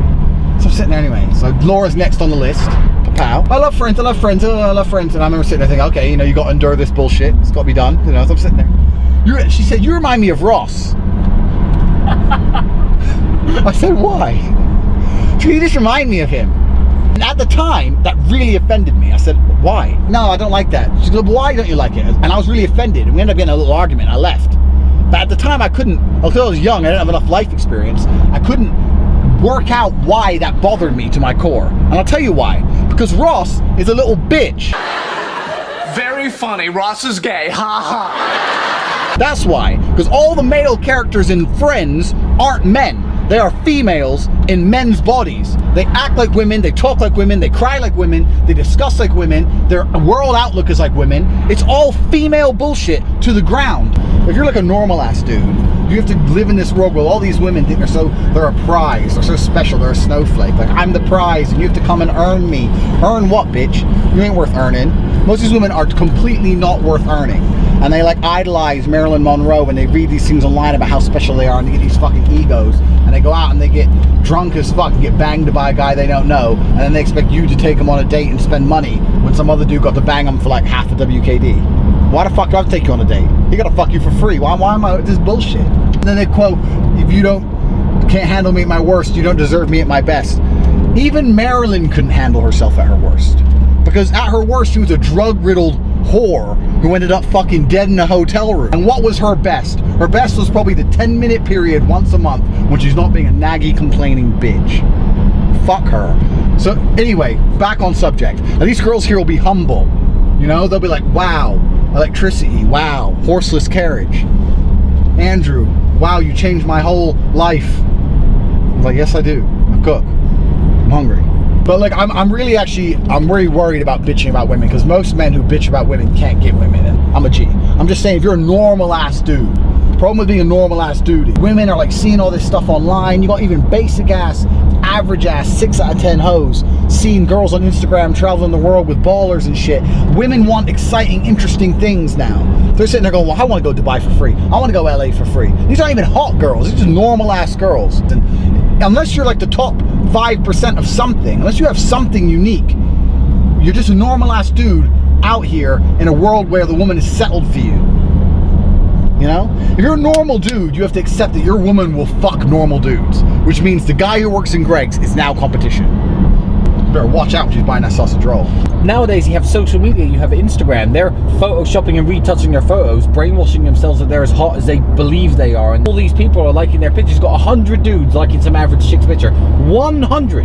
Now imagine 1960, you got some average chick and she's your girlfriend and she lives at your house. Where is she going to get attention from 100 dudes unless she walks down the street fucking naked? Nowhere. No one gives her attention. Why?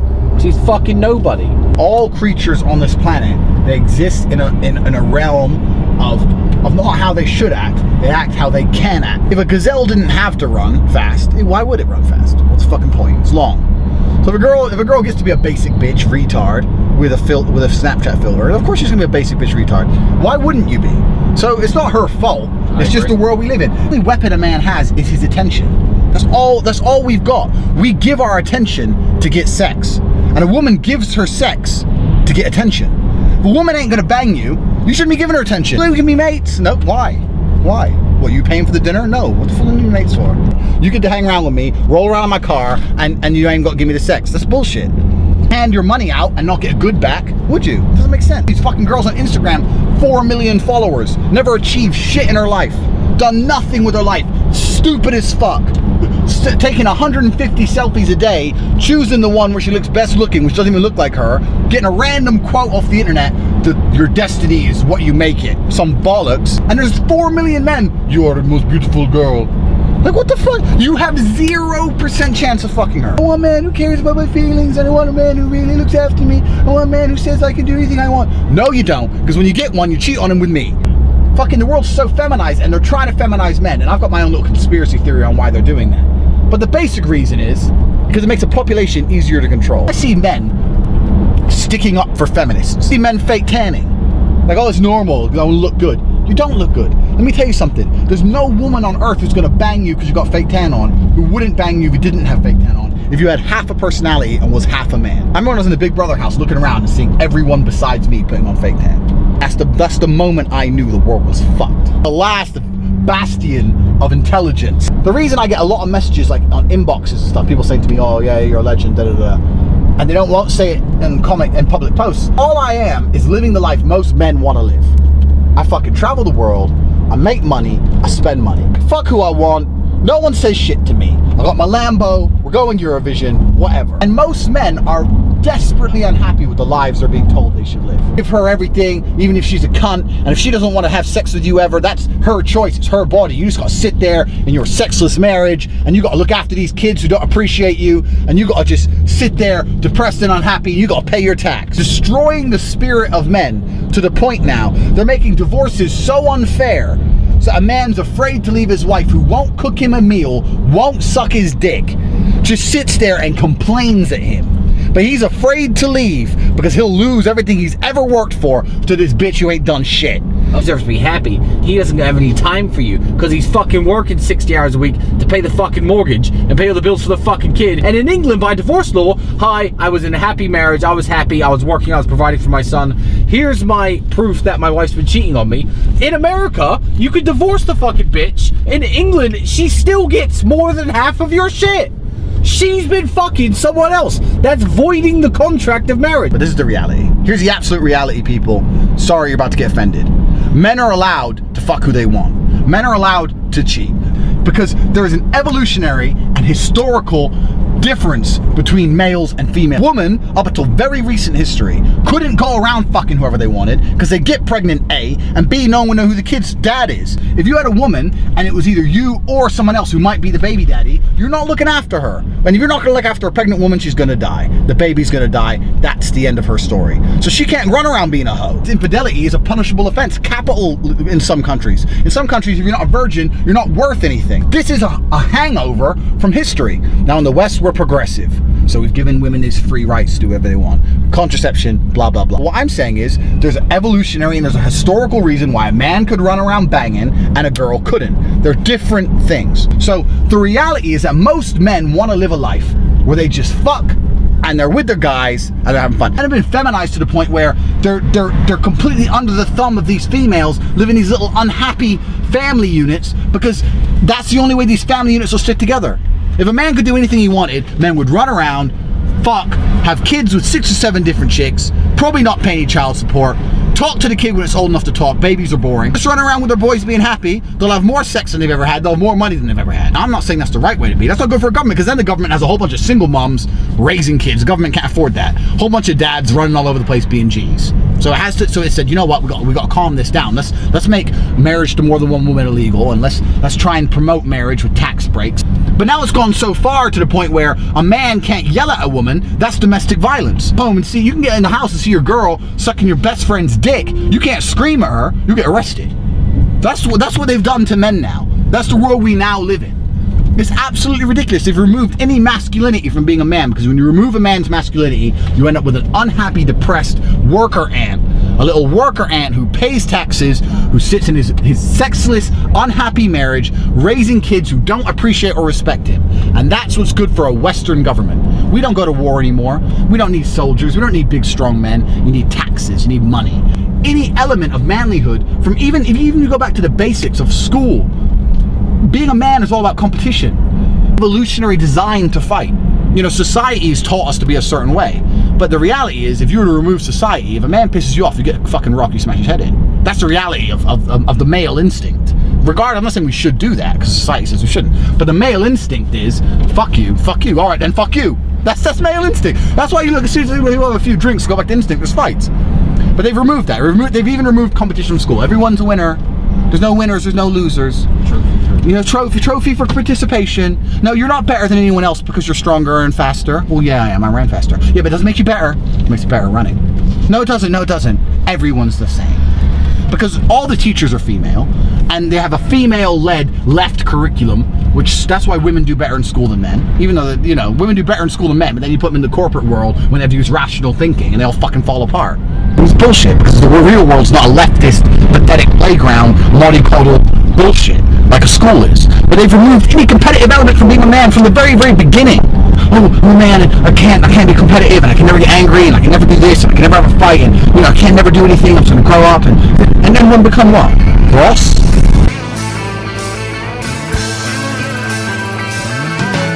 No one told you life was gonna be this way.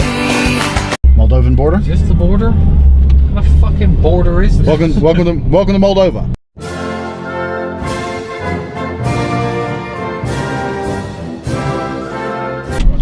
Fuck these guys.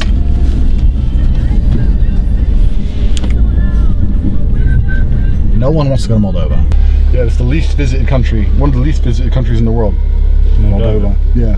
Also, a really interesting fact I saw on TV once. Moldova had 30% of its national income stolen. Like 30% of the government's money was stolen by mobsters and gangsters and corrupt politicians and wired all over the world, billions of dollars. He's done. Tristan is me. I'm Andrew. Emery is him. Dave is him. Got registration? Sure.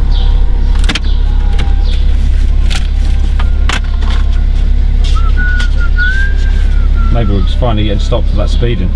Yep. Cartons. The original? There is no, I don't have the original, I only have these documents. This is what they give us. You need to have the original document. We can't, there's no like way we can, is there a fine or we pay a fine or a penalty? Anything we can do? It's not about penalty or, it's about the car that cannot leave the country. So We need to think of advanced maneuvers.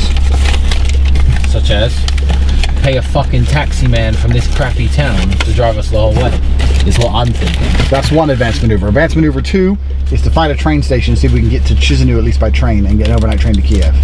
Or we can find a taxi man and say, look, take us to Kiev. Here's a fortune of £100, life-changing sum.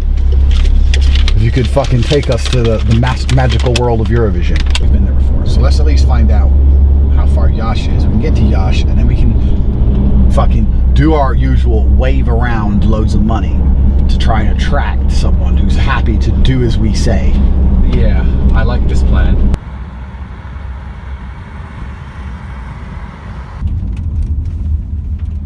There's lots of travel blogs, and I guarantee none of those travel blogs will ever take you to the places we go in this series.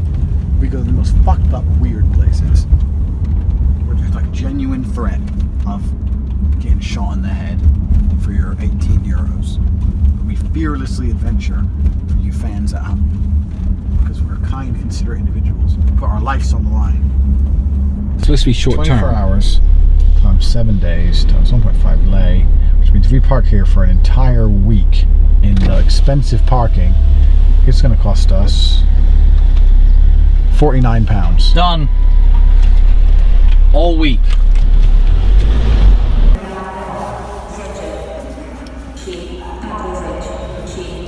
They said there's no trains to Chisinau until tomorrow. So we said Kiev, which is further, and then they point us to another stall, so who knows? Sure about the fucking Lambo. Got there in no time. Cheap. From Bucharest to Kiev there's a train. But not from Yash, no? Okay, no problem. Wait, ask about Chisinau. What about Chisinau, Moldova? In the morning. Okay. So? It's all fucked. Right, now we're gonna start bargaining with people who don't speak English taken to another country. It's gonna be great. No. So where are we gonna try and get to? Kiev? No, Chisinau. There's 0% chance I'm taking us to Kiev. Okay, Chisinau train station, and from there, hopefully, to like a capital city. We're one step closer. Alright, it begins. The head nodding of no's. And I am what I am, what I am. My favorite episode of the series so far. Take one. There's a few more. Chisinau, Moldova. Chisinau, Moldova. Moldova, capital.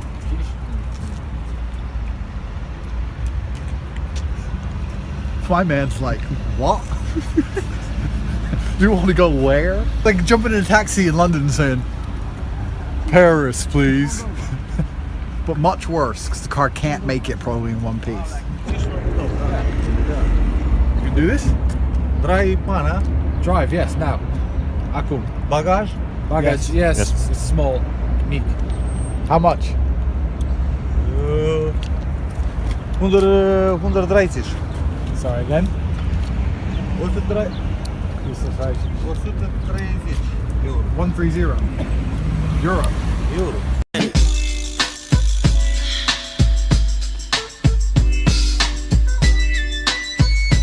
130 euro. Okay, my baggage is here. Bought some dude a house. Then we just bought him like a second condo in a holiday. You know he's thinking, why do these three big guys who haven't ate six need my taxi to get to Moldova?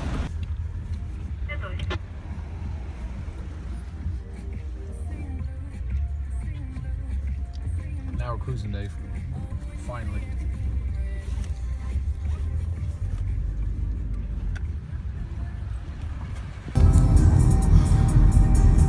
Hoping to see our friend again.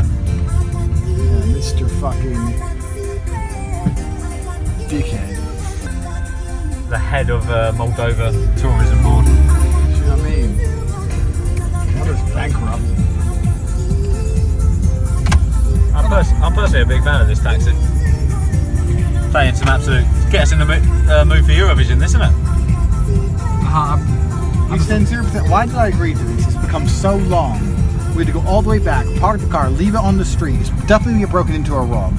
100%. There was no trains. I'll give you a discount on the grand, but call it 900. There's 0% chance of us finishing in the top 5, Dave. 0% chance. There he is. Mr. Badass. Mr. Chocolate Pudding. You could jog across the border at a low pace. A brisk walk would put us outside of his capabilities. I don't think we should wave him. He looks really annoyed. Yeah, he looks super angry. Let's not get rejected. For being too friendly on the way into the least visited country in the world. No one goes here. No cars, no smiles. No cars, no smiles. No fun. What did you say, Andrew? I'm going to go to the nearest town, walk around with loads of money, and scream Chisinau. I said I'll throw money at the problem. That's what I said. This is what that looks like. This is what it looks like. We found a way. We found a way. Yeah, we think so.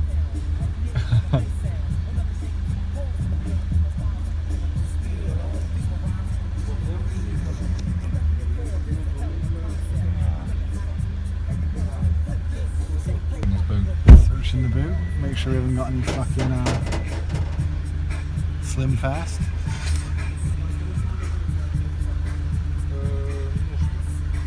So you have more than 10,000 euro cash, narcotic, something like weapon? I have loads more than 10 grand. My dick is a drug, and these are weapons. You made it. Done it. Yeah. Through. You know, I think that if I was a minimum wage border guard, I'd take joy in refusing people access. Sorry, these are the rules. Goodbye. Sorry, I'd really enjoy that if that were me.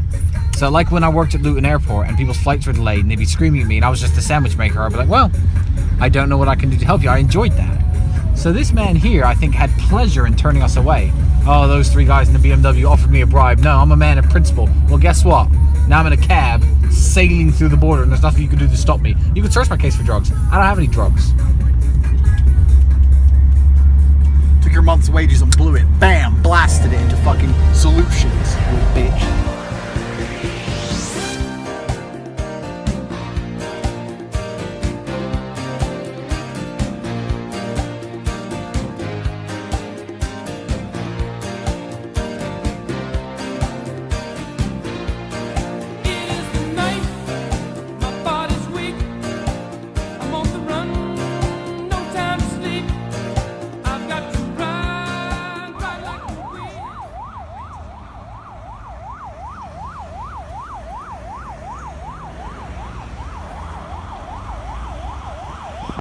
Dr. Bluetooths?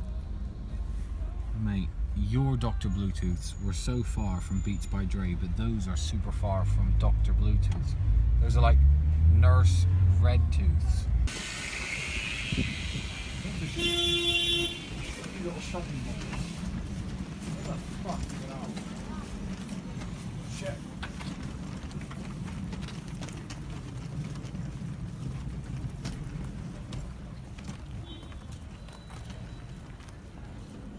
How would you describe this place?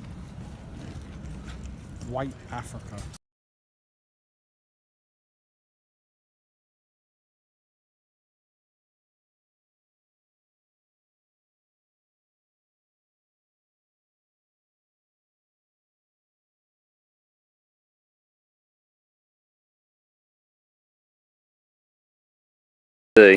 Got Andrew investigating how we can get to Kiev. I feel like we're making progress. Right, when's the next bus? Buses don't go to Kiev. I said, why? War? She says, you know Kiev, we never go to Kiev. Okay. Who goes to Kiev? Us. Eurovision. No taxi. We're in like the least visited city ever. There's not a single taxi here. When I said to my boys in Bucharest, I'm coming here, they said, you're going to have problems there. I said, why? He goes, there's very little money, and the money that is held by anyone is mafia. All. I haven't even seen any money. Like at least in Bucharest, you see Ferrari, Bentley, Gucci, Prada. Here, this is in the capital. I can't even fucking find. Can't even find a cash point, mate. It's concerning. So what's the plan of action? The plan of action is make a phone call to a Romanian bros who can translate for me and try and get us first class to Kiev. Ah, 1 sec. I may not need you. I'll call you back. Okay, we need to get to Kiev as soon as possible. For today? For today. At 9:42. Okay, and I arrive when? Tomorrow at 3 o'clock p.m. PM. Perfect. How much? Do you have a first class? No, only second. Only second. First class is full?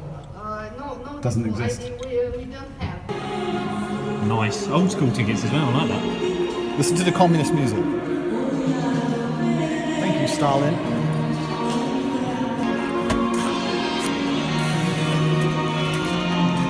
I've worked out on my world travels that basically, if your cash card never runs out of money, there aren't many problems you can't fix. Oh, Lambo's blown up. I knew it. Oh, I can't take our car. We'll get a taxi to another country. Oh, there's no bus. Get a train. Give us a little cabin. There's nothing I can't fix. There's nothing unlimited money through the magical sky. No, you're in a shitty situation, literally. I'm doing a pan. Yeah, like this is the grand central station of the capital of the country. The card machines don't work, they don't take card, and the toilets don't flush. Welcome to Moldova.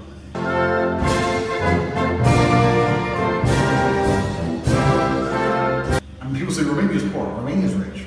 Romania has got everything in its called. Have you ever felt poor in Romania? We need to get out of this, think so bad. Yes.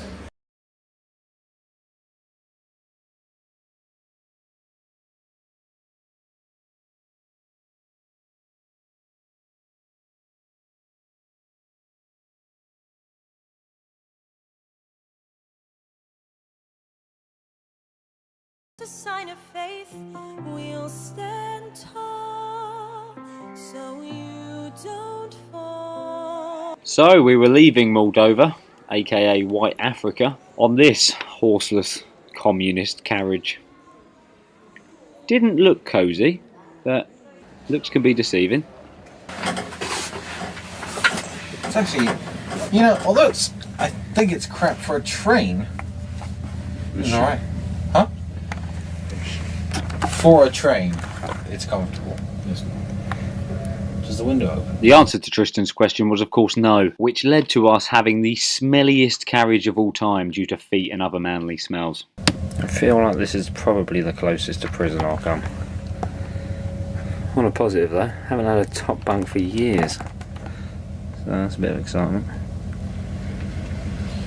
You know, in prison they give the top bunks to the weakest inmates.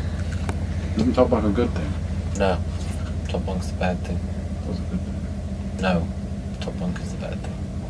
Trust me. I'll let you know in 16 hours. So we embarked, and these fellas looked at me as if they'd never seen a camera before. Suspicious. To Ukraine on an overnight train.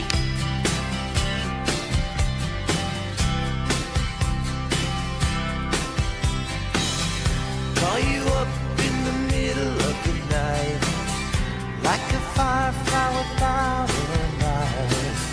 You were there like a blowtorch burning. I was a key that could use a little turning. So tired that I couldn't even sleep. So many secrets I couldn't keep. I promised myself I wouldn't leave. One more promise I couldn't keep. It seems no one can help me now. I'm in too deep, there's no way out. This time I have really led myself astray. Runaway train, never going back. Wrong way on a one-way track. Seems like I should be getting somewhere. Somehow I'm neither here nor there.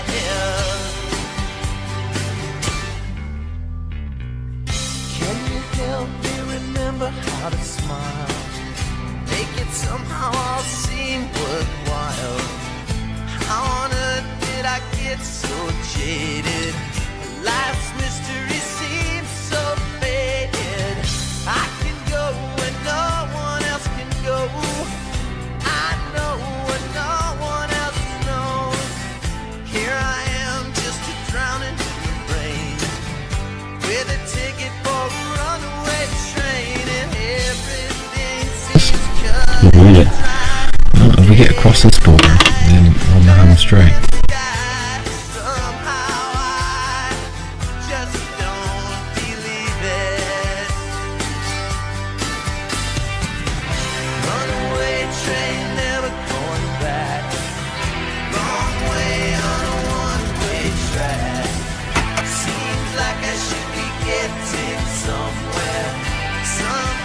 I've been being paranoid. But when I went to the fucking food cart, some dude comes over. There's these three huge dudes, substantially bigger than both of us. Come have a drink, welcome Moldova, come have a drink. I was like, no. Come have a drink, no. Eventually they come sit down next to me anyway. So they're pouring these shots. You must drink with us, drink. So I was like, okay, talking shit. And they go, you are carriage 6, which is our carriage. I was like, I don't think so, I think it's 7 or 8. We're 6. Yeah. So I was like, okay. Anyway, talking loads of shit, and then are they still out there? You can hear them now. So they're drunk as fuck, huge dudes. So they're like, oh, you must drink with us, drink. I had 4 or 5 shots, so I was like, no, I must go now, I must go. As I went to leave the cart, I was locked in. I was locked in the food cart. I said to the food dude, I'm locked. He goes, yes, locked, you must wait. I went to the food cart just now, and he said 5 minutes. He kept saying that, so I was locked in there. So I was like, oh, for fuck's sake. I kept saying, drink more, trying to give me tea, give me all this shit, I wouldn't drink it. And then they said, where are you from, what do you do, did all this kind of stuff. Why are you going, you come Moscow. I was like, no, I was going to Kiev. I go, oh, okay, carriage 6, yeah, carriage 6. Yeah. I said, you're with your brother. I was like, yeah. Anyway, so the train just stopped and I got off. And went round to get back on. And as I was going to get back on, there's 3 more Russian dudes. And the first Russian dude yelled to the other 3 Russian dudes.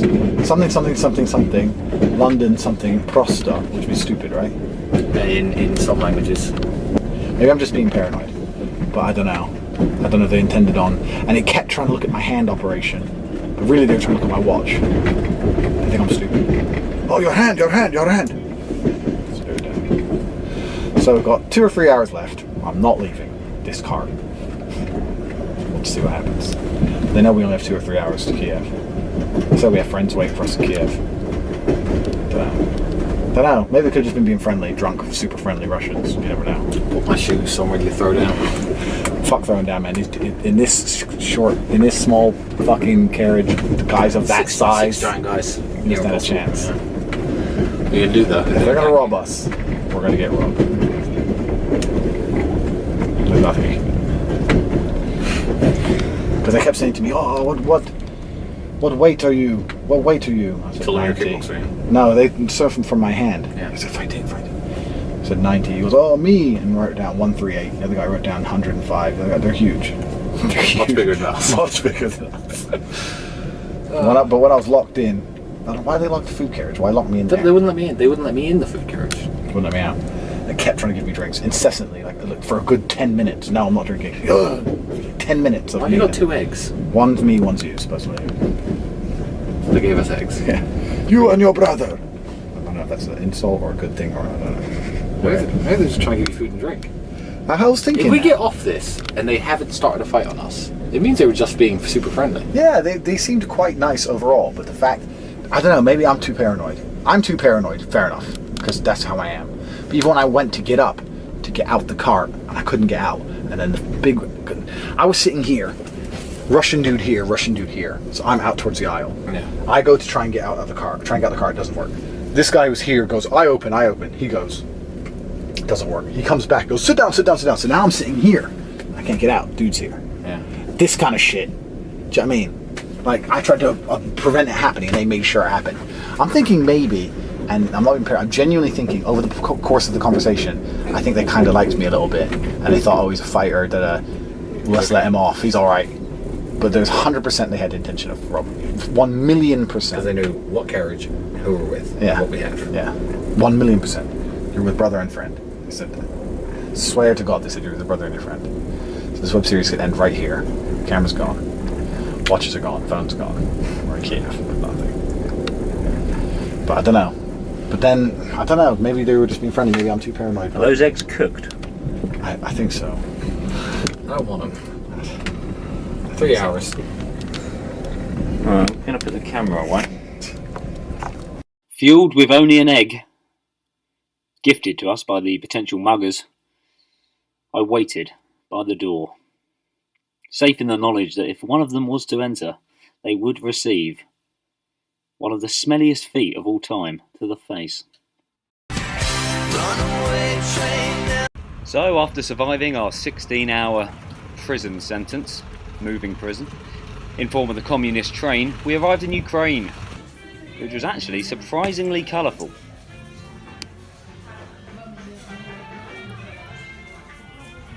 More like it, innit? Bright jolly colours. Don't know about you, but I personally had enough of that chamber we were in, 17 hours. Roll on Eurovision. After ingesting some local cuisine, we took a taxi and hit the road in search of our hotel. As you can see, hands-free hasn't exactly taken off in Eastern Europe, but good drivers, we hope. Bit of an upgrade on the communist sofa. Well, bit floral. There was one fatal flaw with this apartment. It's very nice, has 2 nice big bedrooms, but bedroom number 2 is connected to Dave's sleeping quarters with a curtain, and he's still here. What do we have company? I get the other room. No, you don't. Yeah, I do. Flip a coin. Fuck flipping a coin. Dice. Dice. Dice is how everything is settled in life. Basically, I'm the best dice player ever. Oh, no, that's terrible. I'm gonna whoop his ass. Watch. The rules are it has to hit the wall, because we've been dicing for so many years that we learned how to fake rolls, so it has to hit the wall to affect it. Ready? 3. But I've got the super roll. It's the best roll ever invented. Dice 3. Ooh, roll again. Rematch. Rematch. Tensions. I'm just keeping my dice technique down, so. 5. 5. That's strong. That's Only strong. the super roll can beat the 5. 3. 5. Of course, the dice gods know. The dice gods know you have 0% chance of having a 10 out of 10 Ukrainian heart. So they gave you the room. That's how it goes. I just won't tell her about the curtain, and I'll just tell Dave to keep the snoring down. Tell snore, Dave. Huh. Oh, Dave wakes up. Sorry, Dave. Right, I think I've lost the cash card. Don't worry, I've got my Dr. Bluetooth anyway, so The green one. No. I think you put it in your passport. I think you tried to use it at the cash point. Where's my passport? They would have given it back to you. I think you put it in your passport. I have a feeling. How much money? First time you've ever been useful, Dave? First time you've ever been useful. Otherwise, we only would have had, like, I don't know, like $4,000 to go like 3 days. Yeah, we could have made that. Yeah, I guess we missed a few meals. 1 or 2 beers. Right, so how do we select our breakfast for the next day? I don't know. Right now, I want to get changed. Oh, breakfast. I'm going to be up at 8. Just get boozing. There's booze in the fridge. Crack open a beer. Have water. The cow in it. Nectar. Better take Shampoo. Cherry nectar. Aptly named as well. I bet it tastes amazing with vodka. I still feel sick from all that brandy that fucking mafia pricks were making. Because I was eating food while downing brandy. Keep a shot of whiskey all over the playing field. Not all the playing field. Yeah, you know, Dave, I don't I want might have a bounty. Then my brother crying about, oh, I drank and you didn't.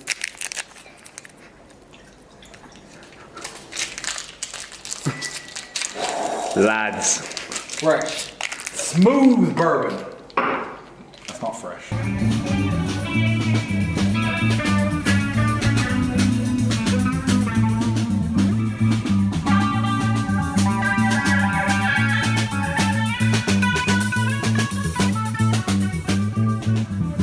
After the boys relentlessly warning me about the threats of the Eastern European Mafia, it seemed only natural that they decided to drink in a bar named Mafia. Of course. Thoroughly disgusting. What about the martini? You ever tried a vodtini?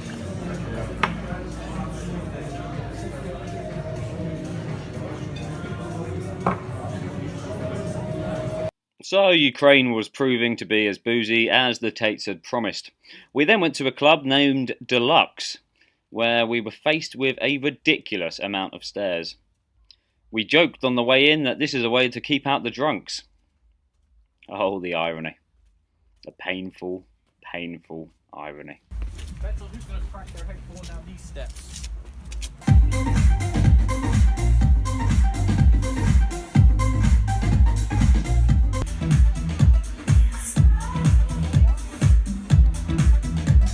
What the fuck? It's so cheap! Why? Where are the huge bottles?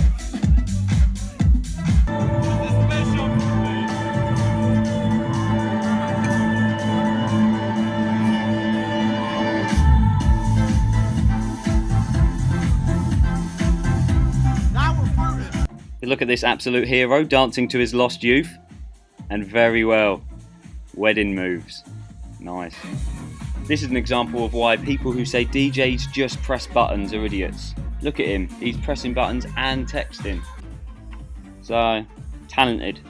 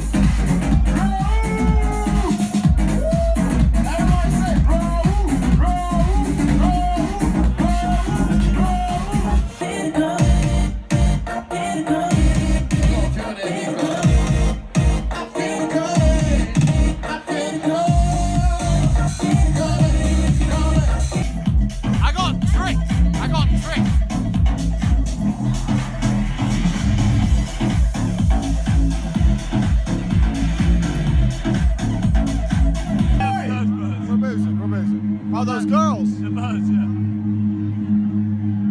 I don't know what he said to them. I think they were messaging him, they came here, he said to me, don't worry, I'll get rid of them. I don't know what he said, but they left quick. So, he must have been putting to the point, like...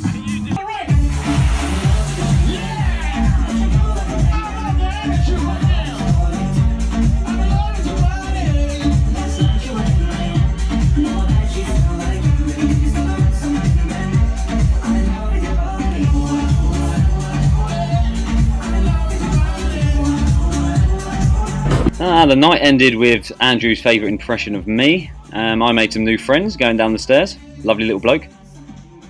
Quite forceful. Although he had enough by this point, and oh, that happened. Thumbs up. Face it, this show's funny. I can't feel my face when I'm with you.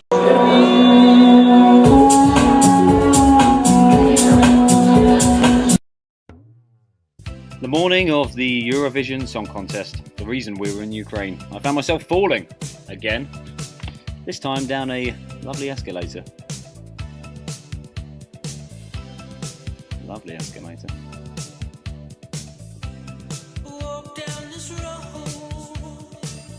This morning we decided to go to the shops to see if the boys wanted to buy anything offensive and expensive, like a car or a plane. I was personally on the lookout for a new face. On my smartwatch, I can't do quicker by pulling out my phone. Like, oh, I've got an email. Let me just check my email here. What kind of prick? Let's get your phone out and check the email. Why? Okay. Now do the bungee. Right, first one, right? Bungee. So I'm afraid to do a real one, so... Yeah, enjoy yourself, douche. I'm going boozing.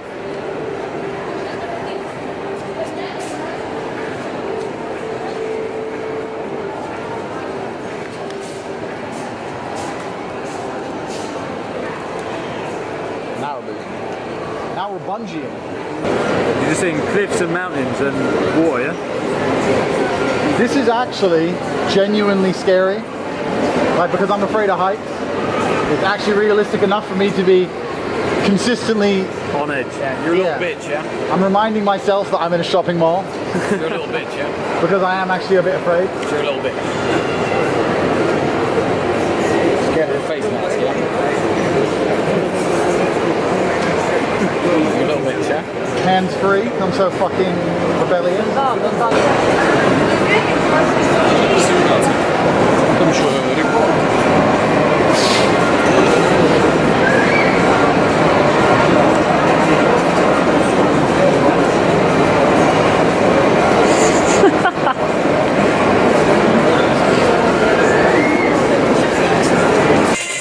Worked out the Bluetooth function in the Dr. Bluetooth, so Eurovision podcast is being streamed.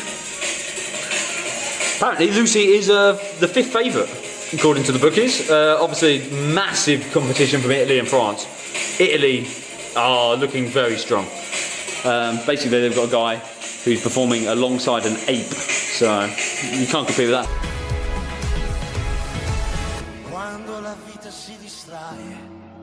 Cadono gli uomini occidentali scarma. But I have faith Lucy's going to do it. Strapping man. Well, that's pretty much. Bar Andrew's at, need a taxi. The bar, your phone, what's the name of the bar Andrew's at? Dave! The name of the bar Andrew's at. Sorry, man? What's the name of the bar that Andrew's at? Oh, sorry, mate. I was catching up on my Eurovision podcast via the Bluetooths, via the Dr. Why do you have? I'm not walking around in fucking public with these. They're not even fucking Bluetooth headphones. They're called Beats by Dre, not Dr. Bluetooth, and these aren't Beats by Dre because they're fake and you bought them in Thailand for $5. Tired of you cramping my fucking style, Dave. Clean this shit up. Fucking Bluetooths. Any other day of the year, that would have been a tragedy, the death of the Dr. Bluetooths, but today it didn't matter. We were at Eurovision. The atmosphere was infectious, completely buzzing, unique, nothing like it. You know, even the water was going off. Special, truly special. Even Andrew got involved. Very nice. I'm a little bit afraid. It's bigger than you. Hi. Eurovision. Okay, I know really, okay.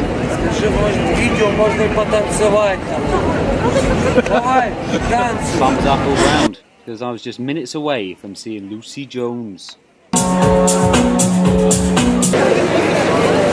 Dave, I'm not queuing so you can go to Eurovision Village. I'm not doing it, mate. Yeah, but the Lucy Jones performance is going to be streamed live on the Tour TV and that. The size of these lines.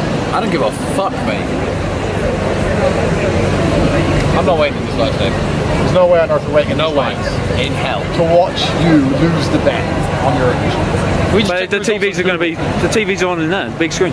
Yeah. And you know what? If these lines were full of hotties, I'd be tempted. Just a bunch of fucking dudes, middle-aged women. I thought it'd be full of like hot chicks. But that is Eurovision Village. I don't give a fuck what it is. It's cold, it's raining, and it's a fucking line. We're going inside, get some booze. Yeah, we're going somewhere we can booze. We can find some booze. Some boozing area. Yo, that looks like booze. Booze. Let's go. There's booze over here. There's booze here. Like Lucy's going to be on soon. Mate, we're not going to fucking Eurovision. The queue is massive. I didn't buy tickets to the actual concert hall because they were ridiculously expensive, and I'm not going to pay people to do that. I paid enough for your shit. Does he even have any money? No, he has no money. The queue is like 4 hours long. We'll go to a bar with a TV if you really want to watch it. I really do want to watch it, yeah. Like, I'm missing a party in Margate for this. Eurovision's fake news. Dave. What the hell are you doing? At the Eurovision. It's down the road. You go outside the ring before. I'm moving.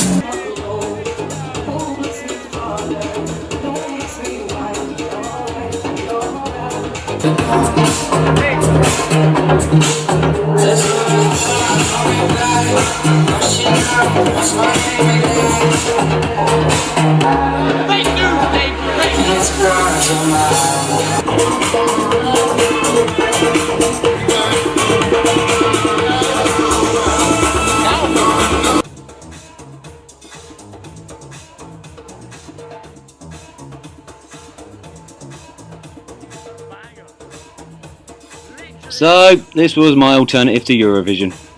A bloke banging a neon drum, an attractive belly dancer, and a shisha.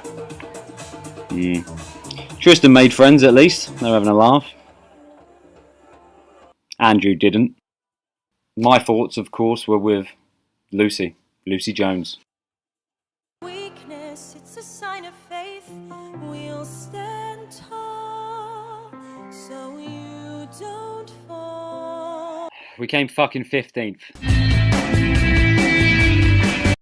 Well, that was a completely devastating result, really.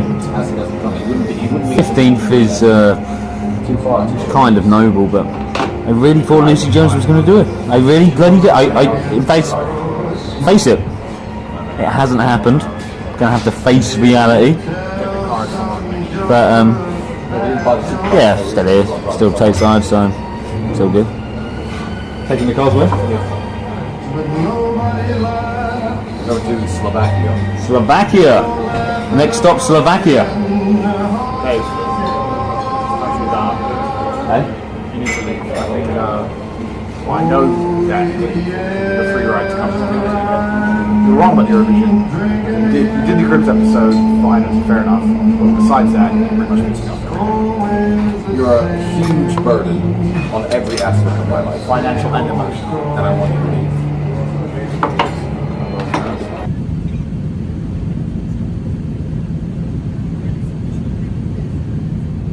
We just wear a sign. Fuck me. Fuck you. Fuck you. Fuck your ugly girlfriend.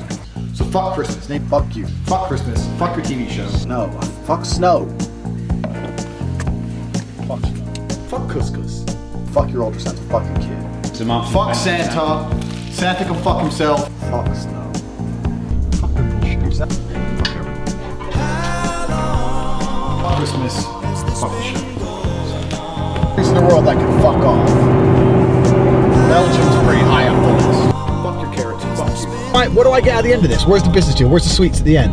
Nah, fuck this. Let me tell you how you been. I'm like, fuck you. Fuck your mom. Get away from me. Fuck Dice Bucket Channel. Fuck vegetarians. I want that banner throughout this whole episode. Fuck vegetarians. Tell him to fuck himself. Because I eat fucking meat. Fuck you. Come hang with me, I'll defeminize you. Fuck you, Clara. It's a fuck about eggs. No one gives a fuck. The monkey ever done for me? Has the monkey ever paid my rent?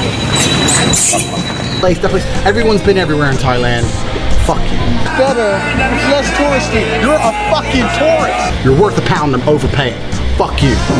Fuck Belgium. What can Belgium do? Nothing. What's Belgium got in chocolate?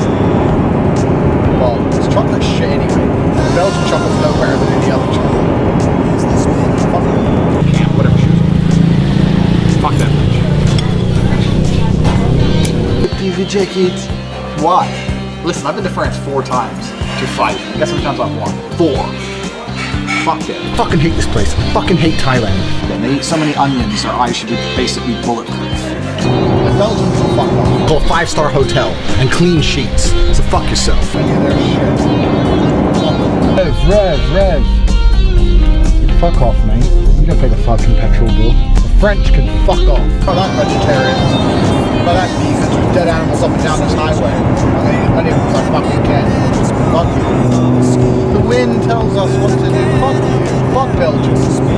No one pretending otherwise. No, I actually don't mind Roman code. Fuck off. I'm never listening to you again. Fuck off. Lucy Jones, bring it home. Fuck Lucy. That can be the last bit. Fuck Lucy.